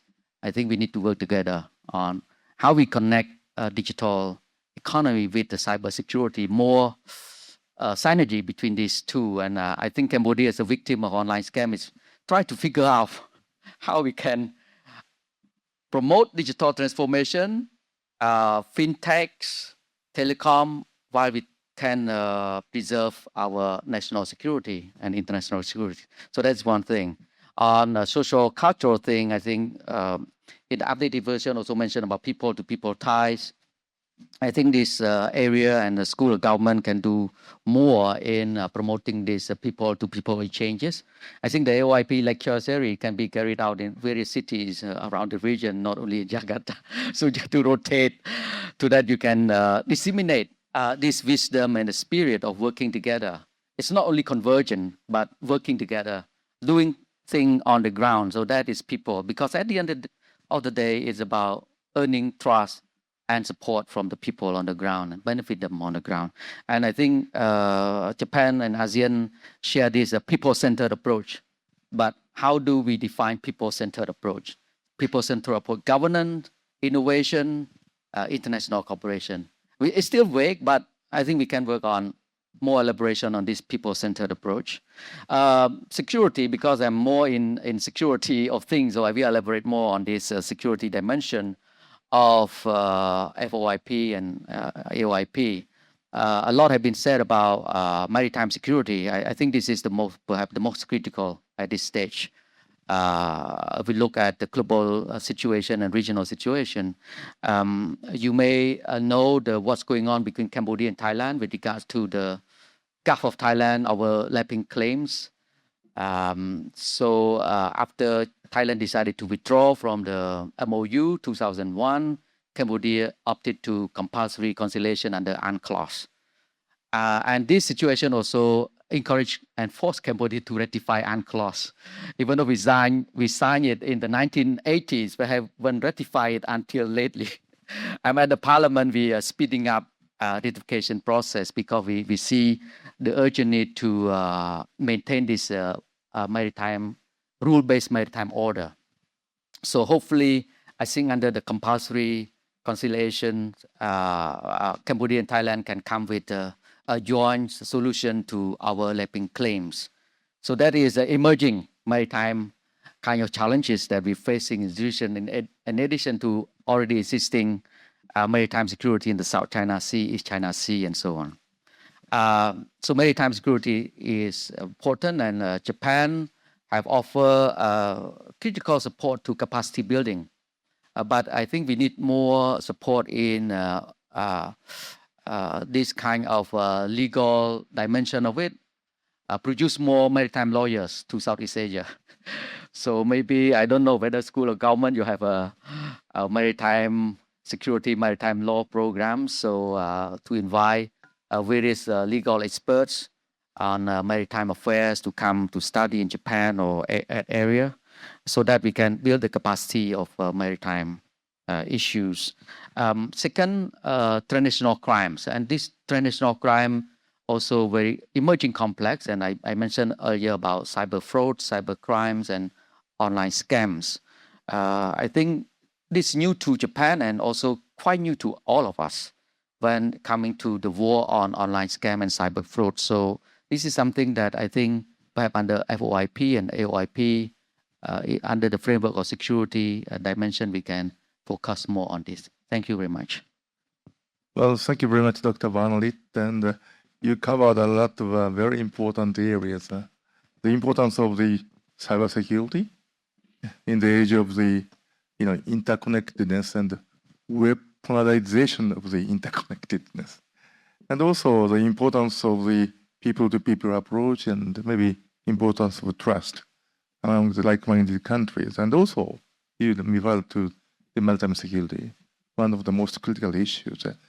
And before going to Dr. Vihalja, actually, time is limited for Ambassador Susio. Ambassador, may I ask you some questions? Because, you made a very elegant, but mainly, you just refer to historic background.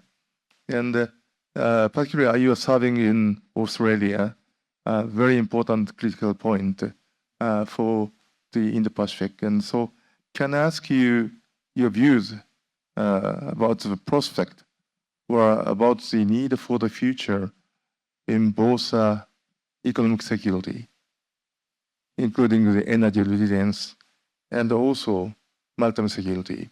How would ASEAN proceed, and how we should achieve the progress of the synergy between Japan and ASEAN and FOIP and AOIP? Ambassador, please. Thank you, Ambassador Yamada. Yes, from the updated FOIPs by Prime Minister Takaichi, it's mentioned on the digital infrastructure, critical mineral, and supply chain resilience. Yeah, so we have a lot of de-risking lately because of the sensitivity and the global geopolitics. Yeah. But I believe that I still remember in 2023, ASEAN leaders adopted a declaration on the promotion of electric vehicle, this one, yeah. And at the same time, we see that Japan and Australia play a very important role here, because the largest automotive industry, the most experienced one is, of course, Japan, but now it's largely still ICE, internal combustion engine. But I understand that Japanese Toyota and some other high-brand automotive start moving also on hydrogen. Yeah, but at the same time, Australia is the main producer of the lithium spodumene, for instance. But this lithium spodumene to become a battery, either LFP battery, lithium ferrophosphate, or NCM battery, nickel, cobalt, manganese, needs some processing.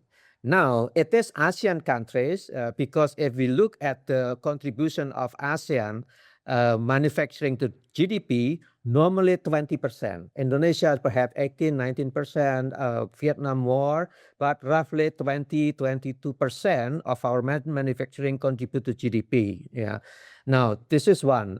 And number two, if we compare with Australia, Australia is more because advanced economy is more on services, 60% of the contribution to GDP is services, but only 5% manufacturing contribute to GDP. So let's imagine something like this. I believe that ASEAN FTA, the first time free trade agreement between ASEAN works well because Toyota used ASEAN as the production zone. Yeah. So, for instance, rubber part always from Malaysia, electric part from the Bay of Manila, and Thailand for the engine because Thailand already Euro 5, Indonesia is still Euro 4 for the engine and assembling in Indonesia. So we can do something like this too for energy transition. Yeah, either this is based on EV or battery, or it might be also other form of fuel. Yeah, non-fossil, like hydrogen, for instance. So I would suggest that we can do and work in unison on this, our respective FOIP, try to find the connecting dot, and I believe we can do things together because the most experienced automotive producers and the power of manufacturing in ASEAN is growing from time to time, and the quality of mineral in Australia. So we can make ASEAN as a perfect manufacturing zone, both for Japan and for Australia as well. Well, thank you very much. And do you have any comment about maritime security too? Yes, maritime security. I would like to second my colleagues before. What we need is more legal certainty. We try to avoid using of force or miscalculation in the using of force. Yeah. So in our program on your Indo-Pacific, our Indo-Pacific, we need to set example. So for instance, Indonesia have a quarrel with Malaysia over Sipatan and Likitan. We brought to the court, and then Indonesia lose.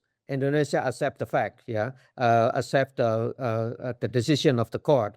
Now Peta Branca, Singapore and Malaysia. So this kind of legal culture must be developed in a respective ASEAN outlook on Indo-Pacific.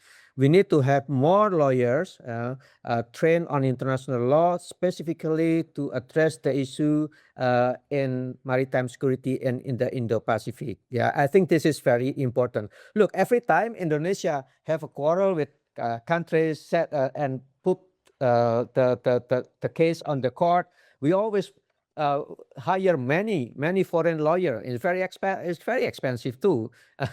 So you can imagine if we have a program like this, together, because we are from the region, we study about our region. Our law is so different one to the others. But if we have special program in the Indo-Pacific, providing scholarship for our lawyers to do study on the legal aspect of the Indo-Pacific, especially on the maritime dispute and so on, it will be great. Well, thank you very much indeed. And well, Ambassador Sushuli found a very important point about the importance of the supply chain of manufacturing industry. Well, actually, Toyota depends upon, but not only Toyota, but the Japanese company has actually, fully cooperating with ASEAN region. And if you compare the FDI from Japan, the amount to ASEAN is much, much larger than the amount of the FDI to China or India. And that means how important ASEAN is for the supply chain of Japanese industry. And also, you mentioned about critical minerals and so on, and Australia can produce critical minerals. And now it's actually processed in Malaysia, and this is a new cycle, and we love to import those materials to Japan. And also, you mentioned the importance of diversification for energy resources, and this is exactly what we are trying to promote under the Power Asia were advanced ASEC 2.0 because diversifying the energy resources, not only on the carbons or oil and so on, but also to he mentioned about hydrogen, but not only even we have actually the nuclear option in our vision, and so that would not only help the energy resilience of the region, but also help us to reduce the emission of the carbon. And so that's why we are ready to actively work with ASEAN countries. And also on the maritime security, both Dr. Van Lith and Ambassador Sushio mentioned about the importance of UNCLOS.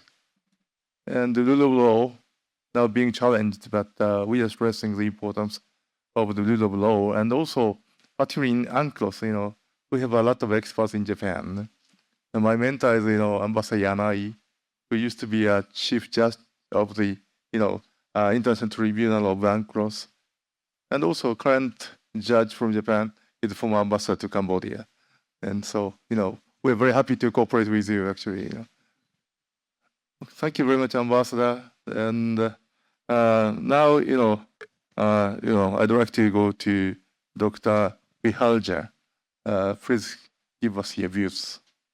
Hi, good morning, distinguished audience. Thank you, Professor Yamada, and also thank you for the organizer area.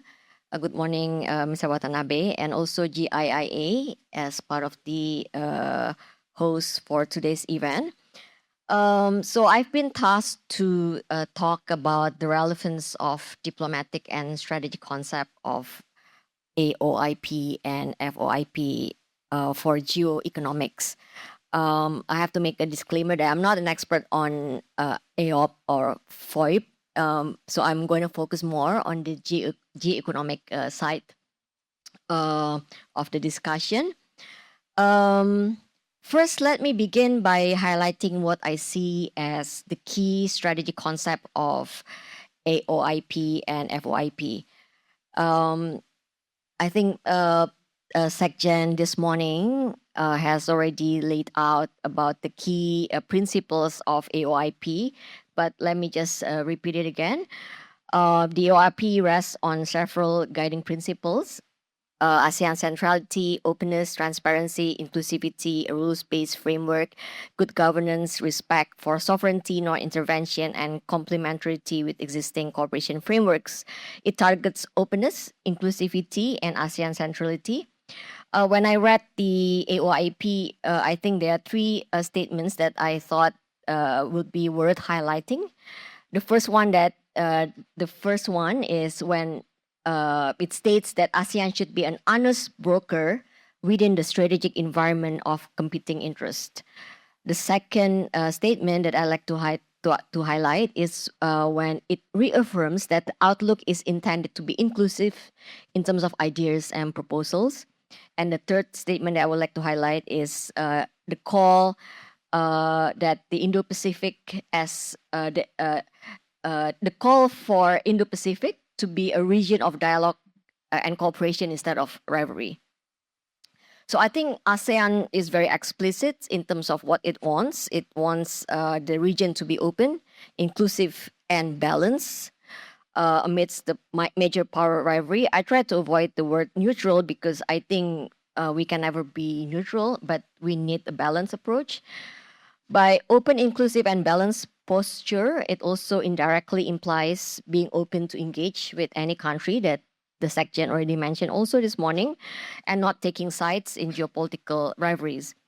The EOIP also envisage ASEAN centrality as the underlying principle for promoting cooperation in the Indo-Pacific region. Although there are multiple interpretations what ASEAN centrality means, I think in my view, one can interpret ASEAN centrality as being ASEAN first. And one derivative of ASEAN first principle is to use ASEAN-led mechanisms as platforms for dialogue and implementation. In summary, ASEAN targets openness, inclusivity, and ASEAN centrality as the key diplomatic and strategic principles that anchor the outlook.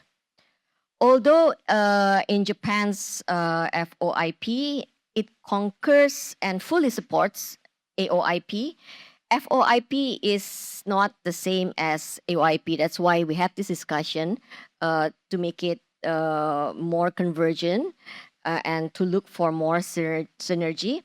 As already mentioned by the Director General, the updated FOIP will focus on freedom and resilience.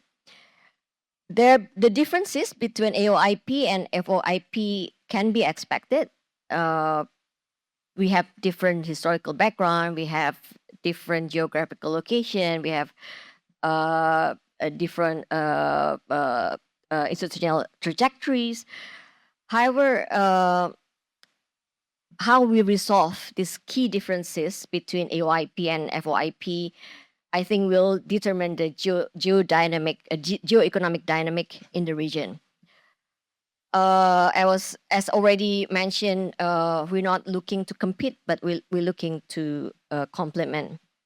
Let me just mention before going into the possible synergies and the possible cooperations. Let me just highlight several key differences between AOIP and FOIP that might be worth mentioning. I think the first one is that maybe we have to accept that there are differences in terms of strategic intent and posture. And I think the most fundamental difference is in strategic orientation. The AOIP is very explicit in terms of working with any external countries and treats the Indo-Pacific as a region of dialogue and cooperation instead of rivalry. Whereas, as we know, Japan has come under rising concerns in terms of China's growing influence in the Indo-Pacific. And that reflects a desire to preserve maritime security and rule of law in the region. Second is institutional architecture. The OIP is firmly anchored in ASEAN-led mechanisms. The OIP envisages ASEAN centrality as underlying principle, with ASEAN-led mechanisms such as this East Asia Summit that was also mentioned in the ASEAN Outlook in the AOIP. Japan FOIP, by contrast, has been operationalized through other mechanisms, including the Quad and bilateral security frameworks that exist outside the ASEAN architecture. And the third difference is perhaps on the values and norms emphasis. Japan's FOIP places strong emphasis on liberal democratic values, while AOIP endorsing a rules-based framework ensures that its two core interests, ASEAN centrality and strategic autonomy of the region, will be preserved, enhanced, and reinforced, deliberately avoiding value-based language that could be seen as exclusionary toward countries with different political systems. The next, the fourth difference that I would like to mention is perhaps the big elephant in the room, the approach to China. And this is perhaps the sharpest divergence. How do inclusive principle is being interpreted in AOIP and FOIP? ASEAN responded with its own AOIP, a framework designed to preserve strategic autonomy and prevent the region from becoming polarized. Its central message is clear, emphasizing ASEAN's strategic role in shaping the Indo-Pacific region into a zone of dialogue and cooperation, not rivalry. Japan FOIP, while increasingly stressing inclusivity, may be understood as a response or could be perceived as a response to Chinese growing influence in the region.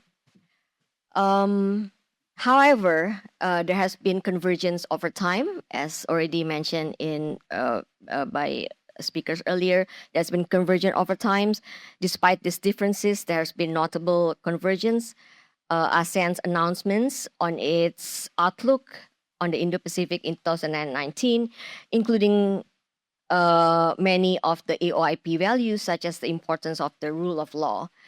And Japan has also adapted its FOIP to accommodate ASEAN principles, including diversity, inclusiveness, and other principles that are mentioned in AOIP.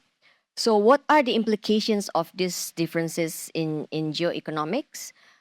Let me give you just one example that I already mentioned earlier is on the principle of inclusiveness. I think for ASEAN is already very clear that the principle of inclusiveness is very important. And that also means when it comes to economic relation, we don't want to exclude any countries. As it was also mentioned in the beginning of this panel discussion, we are focusing on de-risking, not decoupling from any country.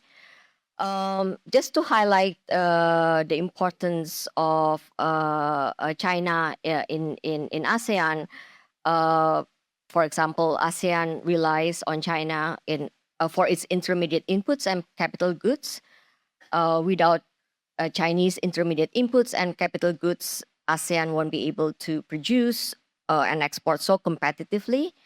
ASEAN also relies and will continue to rely on China for its green technology, including solar and wind technology, and to promote its decarbonization goals. In Singapore, for example, BYD has taken over from Toyota as the number one company in terms of car sales. ASEAN also depends on China on critical processing technology, process critical minerals, and mature chips. China is estimated to take over from Taiwan in dominating the mature chip segment. In an unlikely scenario, if ASEAN is pushed too hard to decouple from any of its external trading partner, then it will put ASEAN in a really difficult situation. Although there are opportunities to improve in terms of economic relations with China, in terms of de-risking choke point areas, diversifying sources of goods, linking Chinese firms in Southeast Asia with local MSMEs, or localizing Chinese investment for better integration with the local economy, it is not feasible nor wise to decouple from China completely. So the focus is on de-risking and not decoupling, as rightly stated in the beginning of the panel discussion. On the ASEAN-led approach, RCEP is one example where AOIP and FOIP converge in their visions and implementation. It should be used to build more resilient supply chain in the region, more integrated goods and services, as well as digital market and development-oriented approach. Although AOIP and FOIP have many similarities and converging visions, we cannot expect that every element, principle, and approach to align. The most important is to be transparent, respect for each other's differences in order to build enough trust to work out the differences. So I really like Secretary General's emphasis this morning that trust is really the key in terms of future cooperation. Having differences does not preclude cooperation. So what are the areas of cooperation given some geopolitical and geoeconomic constraints? The AOIP, as already mentioned by Ambassador Siswo, identify 4 priorities of cooperation: maritime cooperation, connectivity, sustainability, and economic and other possible areas of cooperation.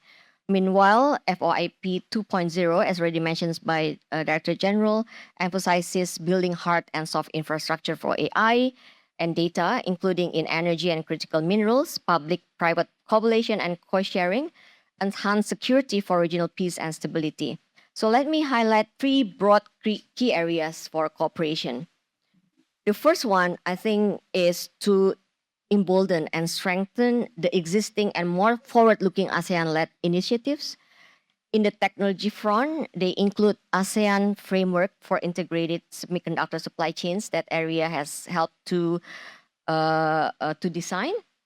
The upcoming ASEAN DEFA, Digital Economy Framework Agreement, that includes areas of cooperation, including cybersecurity, AI, emerging technology, data-driven innovation, competition policy. In energy front, they include ASEAN Petroleum Security Agreement, ASEAN Power Grid, Trans-ASEAN Gas Pipeline, ASEAN Carbon Neutrality Framework, Regional Oil Stockpiling, and ISAC. Second is to preserve what remains of multilateral rules-based international order, especially when the US pulls out from so many of the international organizations and initiatives. A case in point is the Agreement on Electronic Commerce, which was initiated by Japan, Singapore, and Australia after WTO members failed to reach an agreement on e-commerce in the past WTO ministerial meeting. This will be the world's first baseline set of global digital rules aimed at facilitating cross-border digital trade, fostering an open digital environment, promoting trust in online transaction, and supporting an inclusive digital economy. As a plurilateral agreement, the e-commerce agreement is open to all WTO members to join. The third is to fill in the gap in the global governance in emerging sectors, especially in regards to AI governance. In the space, I think excluding China is a non-starter, since China has been leading in so many fronts in AI, including AI regulations. In fact, based on World Bank Digital Trade Regulatory Readiness, China's AI regulatory readiness scores higher than many of ASEAN countries, including Singapore, Indonesia, Thailand, Vietnam, and the Philippines. The World Data Organization, the first international body dedicated to promoting data development and governance, was also recently established in Beijing. These examples are not exhaustive. So to conclude, I just want to highlight that the relevance of AOIP and FOIP strategic and diplomatic concept on geoeconomics will be in how ASEAN and Japan manage the differences, especially in regards to the inclusivity principle. It is clear that ASEAN sees the Indo-Pacific outlook as inclusive. Differences, however, does not preclude cooperation. Given the geopolitical constraints, there's still a lot of room for cooperation, including in the energy and AI sectors. So let me conclude here. Thank you. Well, thank you very much, Dr. Wihaljar. And she described the difference and the convergence of the FOIP and the AOIP, with a lot of information. And she's a real expert. I appreciate that. And well, maybe, I'd like to ask Mr. Miyamoto, about the position of the Japanese government, but I'd like to just stress a few points. One, we have no surprise that there are differences. And, as Mr. Miyamoto clearly described, that we believe that each country has its own FOIP. And this is the beginning or starting point of the concept of the FOIP. And also, it's not surprising that ASEAN has its own FOIP. That is AOIP, in my view, And that should be different from Japanese FOIP. And, we have actually, but at the same time, number two, we believe that there's a growing convergence under the current geoeconomic circumstances between ASEAN and Japan, under the framework of the AOIP and the FOIP. And that's why we have proposed updated the FOIP. And this is a proposal for ASEAN to renew and to respond to the emerging challenges, And, any initiative cannot maintain its sense unless it evolves in accordance with the emerging circumstances. And so, just suggesting those 2 points, may I ask, but he's actually assistant minister, are you, for ASEAN, actually. And he's a big man, and also one of the key interlocutors for preparing the updated FOIPs. Mr. Miyamoto, please. Thank you so much for giving me the floor once again. I was really inspired by the comments made by the panelists. So I just wanted to come back and point out a few things that might be relevant. So thank you for giving me the floor once again.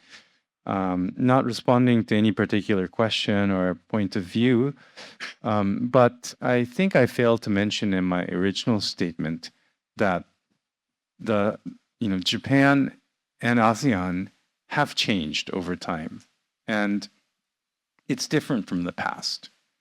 There was a time in the past where Japan was clearly the giver of cooperation, provider of the funding and the means for infrastructure projects in the region, and ASEAN countries or countries in South Asia were the taker of this type of cooperation. Now, this is not true in the contemporary sense. The Japanese economy has shrunk in its relative size. The capability of our partner countries in the region we're talking about has grown. And now we are looking into a future. And when we speak about these new areas of cooperation that we're trying to focus on, it's even more relevant in that sense. So I think we need to be cognizant of that fact. And when we speak about the new FOIP, that's one thing that we're talking about as well. So I just wanted to point that out. Second point, I do understand that there is a view or tendency to see, Japan's free and open Indo-Pacific as some kind of a tool of competition with China or some other country. But I just want to make sure that people understand that this is not the intention. However, as I mentioned in the beginning, I think that the underlying thinking is that we cannot, and not any of us cannot afford to be reliant on one country, any country. I include the United States in this even, which is an ally for Japan. So we cannot rely just on China for the supply of a good or a service. That is true, I think. And when we speak of the new FOIP, we want to help each other become more independent, more resilient, as I mentioned in the beginning. Now, you may wish to look at the fact that the largest number of Japanese company operations still, even today, exist in China. It's larger than the United States. It's larger than anywhere else. So our supply chains are connected. That is a fact. However, we do see a shift happening. And if you look at the current trends, the largest number of shifting of production bases is happening away from China into ASEAN. So the largest, I don't have the figures with me right now, but there is a significant shift of production capability shifting from China, away from China to ASEAN. This is because, not because of government policy or anything, it's because of the assessment of each of these companies that they feel that they're better off if they shift away from China and go to ASEAN. There is a similar shift happening from China and also from Japan to South Asia as well. Places like Sri Lanka, India, and also Bangladesh, for example. So these things are happening not because of government policy. In the case of Japan, we cannot direct our companies to operate out of whichever country. But it is a fact, it's happening. And we might want to think about, what is causing this and what it entails. So that's my second point. And then third point is, sorry, I think I may have covered everything. Yes, I guess I'm done. So those are my comments. And I think I've spoken too much. Thank you so much. Well, thank you very much, Mr. Miyamoto. And well, I fully agree with what you try to describe. And well, I just refer to one article written by my dear friend. He's an Indian journalist called Raja Mohan. And he contributed to the Indian newspaper only yesterday, was titled G-2, not G2, you know. He's a very provocative person. He's an Indian journalist anyway. And, you know, the point is, you know, challenges are coming not only from one single country, but actually, you know, coming from at least more than 2 countries, you know. And that's actually everybody's shared understanding here, I think, probably. And so that's why he stressed that, you know, partnership among the like-minded countries in the Pacific is getting more and more important. But at the same time, you know, despite his provocative title of the essay, he stressed the importance to engage with 2 big powers, United States and China, because it's also essential for everybody. And so maybe, you know, he's actually, you know, presenting, you know, common ground for many of us in a very provocative way. But, you know, I just try to introduce this, you know, maybe common foundation for, you know, as the basis of our discussion.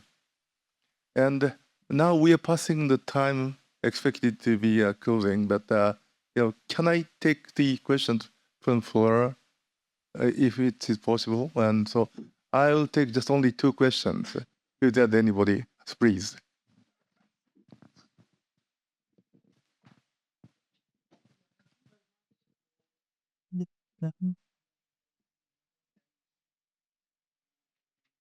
Yeah, I think it's my questions. My name is just from academy here about the maritime cohesion of China, right?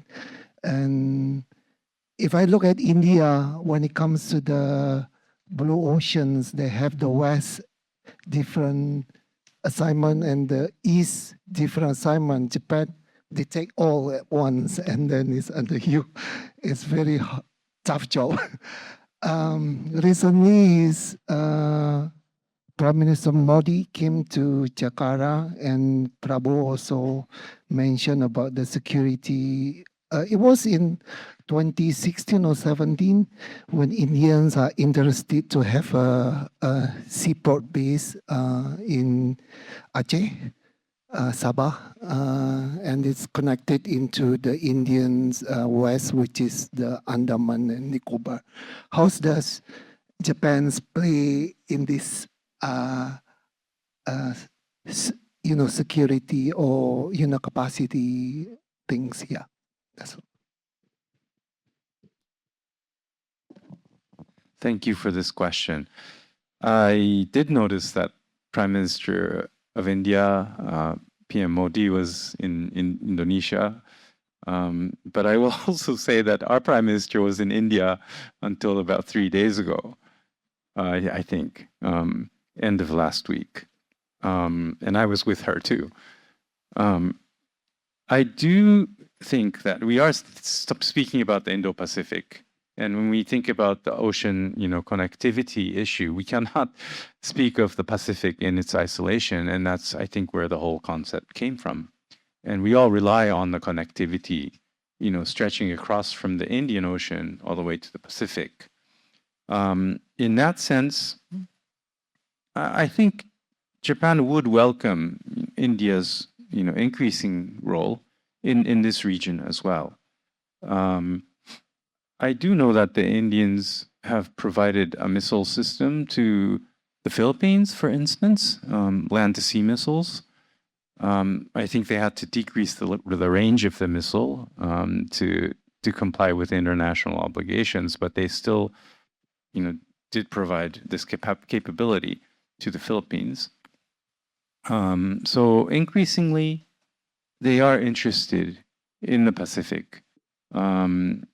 They are also interested in increasing strategic cooperation in the Pacific Island countries and also in Southeast Asia as well.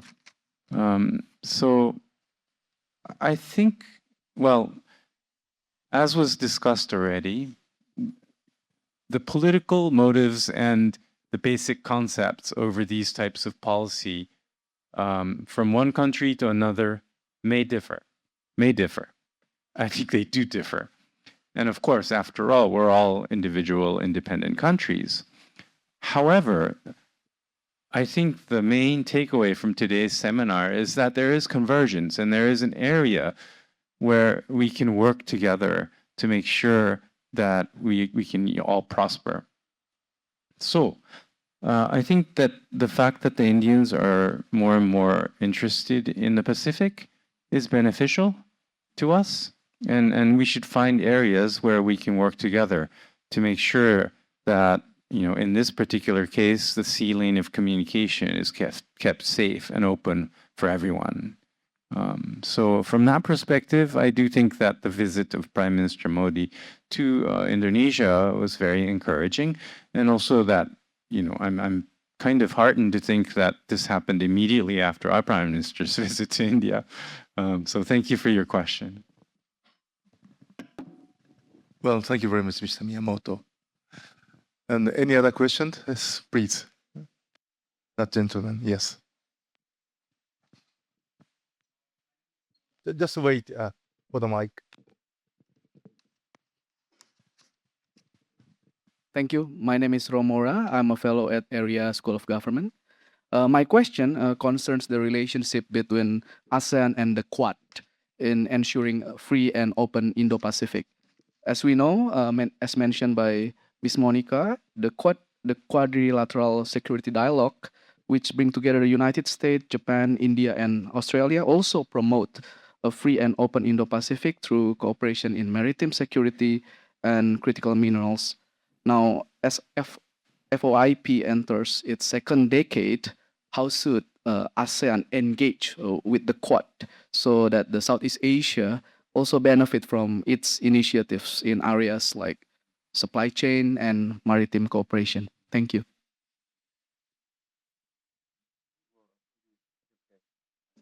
Monica-san, please start with. Maybe you're the security expert. Yeah, I can go first, I guess. Thank you so much for the question.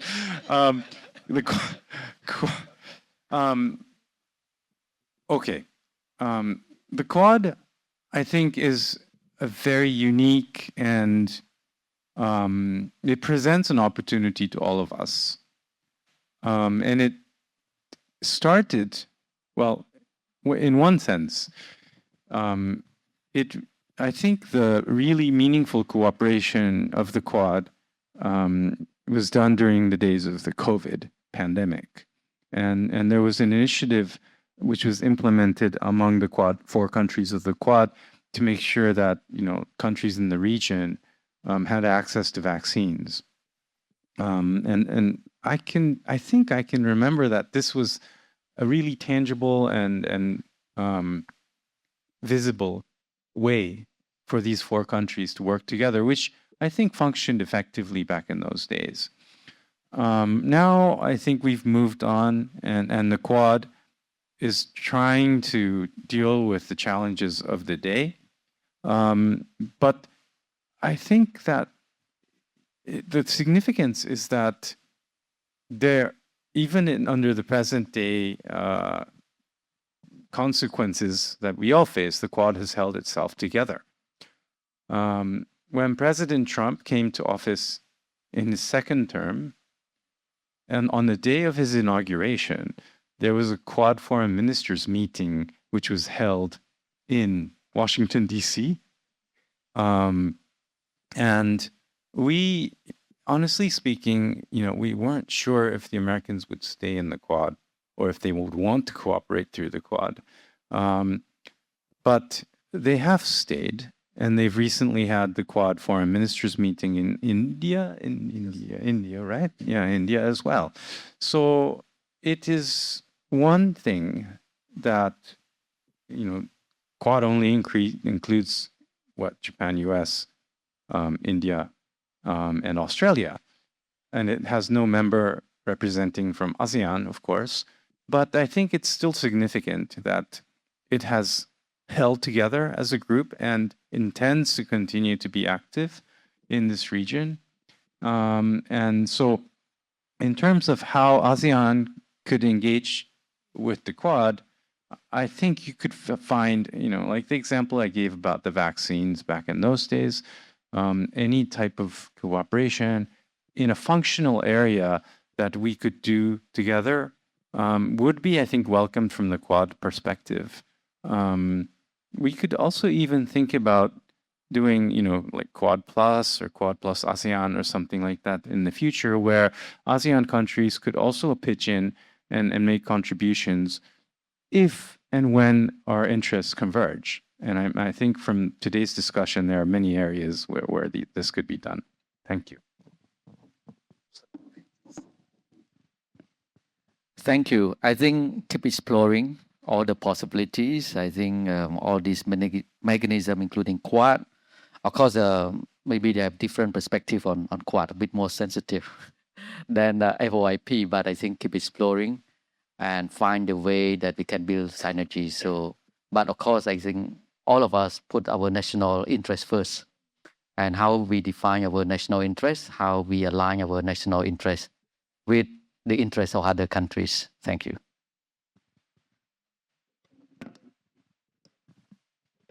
Well, I think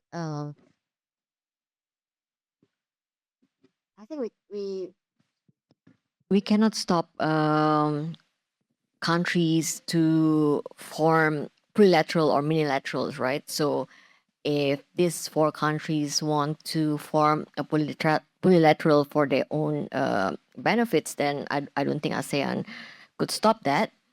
But I do find some possible ways to work with ASEAN, between ASEAN and Quad, as was already mentioned by Director General on the COVID vaccine, but also on disaster relief. I think they have a new initiatives on like satellite-based disaster management relief. Of course, on decarbonization, on health, critical minerals, resilience, and energy security. So I think there are some overlapping interests that ASEAN can work together with Quad. Well, thank you very much indeed. And, I need to conclude to the discussion. It's not easy, but at least, one, we have a common recognition that actually Indo-Pacific is a very diverse region. And that's why any initiative for, connecting the Indo-Pacific should be able to embrace the diversity. And the diversity is also a source of richness of the region. And that's why inclusiveness or flexibility is very important. As Mr. Miyamoto mentioned, or my Prime Minister mentioned, that each country could have its own FOIP or AOIP, whatever the naming. And number two, but at the same time, now actually, there's a shared recognition of the convergence of the interest and very critical and interest to address the challenges we are facing among the like-minded countries in the Indo-Pacific region. And now India, well, just the Prime Minister is visiting Indonesia, but is an essential partner for any of us. China as well, of course, And so, there's a clear, trend of convergence of interest. And if the nations in the Pacific are combined, we have a huge potential toward the future. And that's why, it's challenging because, we are now trying to just converge a very diverse region. But at the same time, there's the dynamism and there are common challenges intensifying. And so this is actually what's promoting us to have the deeper discussion on this subject. Well, so thank you very much for joining us today, and also please give a big applause to the excellent panelists today. Thank you very much indeed. I'd like to conclude our symposium. Thank you very much. Thank you. Thank you very much, Your Excellency. Thank you to all our distinguished speakers. I'd like to kindly invite you to please return to your seats for the closing session. I'm running out of time.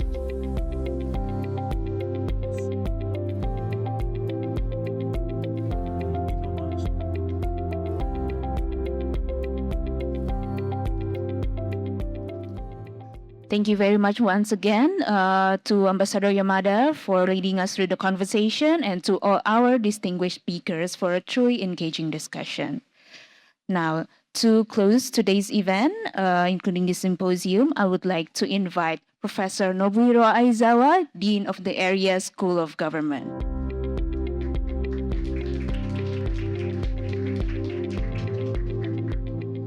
Thank you very much. As a closing remark, I don't want to go too much into substance. I really wanted to thank all of you, especially for the panelists, but also for all our guests who came to attend here. I think this is a manifestation of how privileged we are to be here in Jakarta with this rich community of thought leaders and concerned specialists, governance experts as well. I think this is what we wanted to build up here in ERIA. Jakarta is a place not only as a capital of Indonesia, but also where ASEAN Secretariat has built its community throughout the 60 years. And we cannot underutilize or underappreciate this richness of community. And I think, as all our panelists, including the keynote speaker, Secretary General, has emphasized, the dialogue, to continue the dialogue is extremely important. We are talking about potentials and convergence, but if we don't know what we are doing, we cannot find what we need to converge and what we need to find to work together. And I think this kind of dialogue we consider this as like an intellectual potluck. We have to bring in our menus and items and key, selling points, because if we don't acknowledge these converging interests or the things that we are actually doing. I think this is always the start and always a necessity for us to build the community and the institutions that we have our goodwill to present. So ERIA here is in Jakarta to really capitalize and maximize the community we have. So please bring in your intellectual menus, because this is where we wanted to cook our best policy for the benefit of our regional interests together. And this, just like the symposium, we would love to, engage more with you all.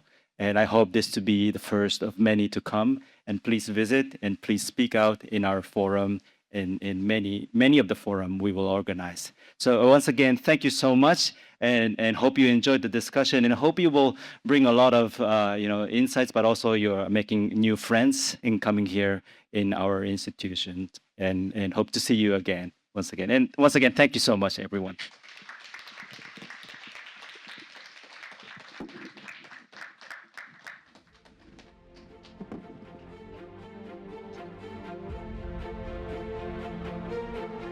Excellencies, distinguished guests, ladies and gentlemen, we hope today's lecture and symposium have provided fresh perspectives on the evolving Indo-Pacific landscape and reinforced the importance of dialogue, cooperation, and partnership in advancing a peaceful, open, and inclusive region. Please join me in giving one final round of applause to our speakers, moderators, and participants. It has been a pleasure to serve as your MC today. On behalf of the organizers, thank you for your attendance and active participation. I would like to end today's event with two final announcements. First, lunch is now served. Please enjoy the networking lunch prepared for you. However, for our invited guests who need to leave early, kindly approach our area staff members for assistance with the security tap-out process. Thank you once again, and have a wonderful afternoon, and we look forward to welcoming you to other area events in the future.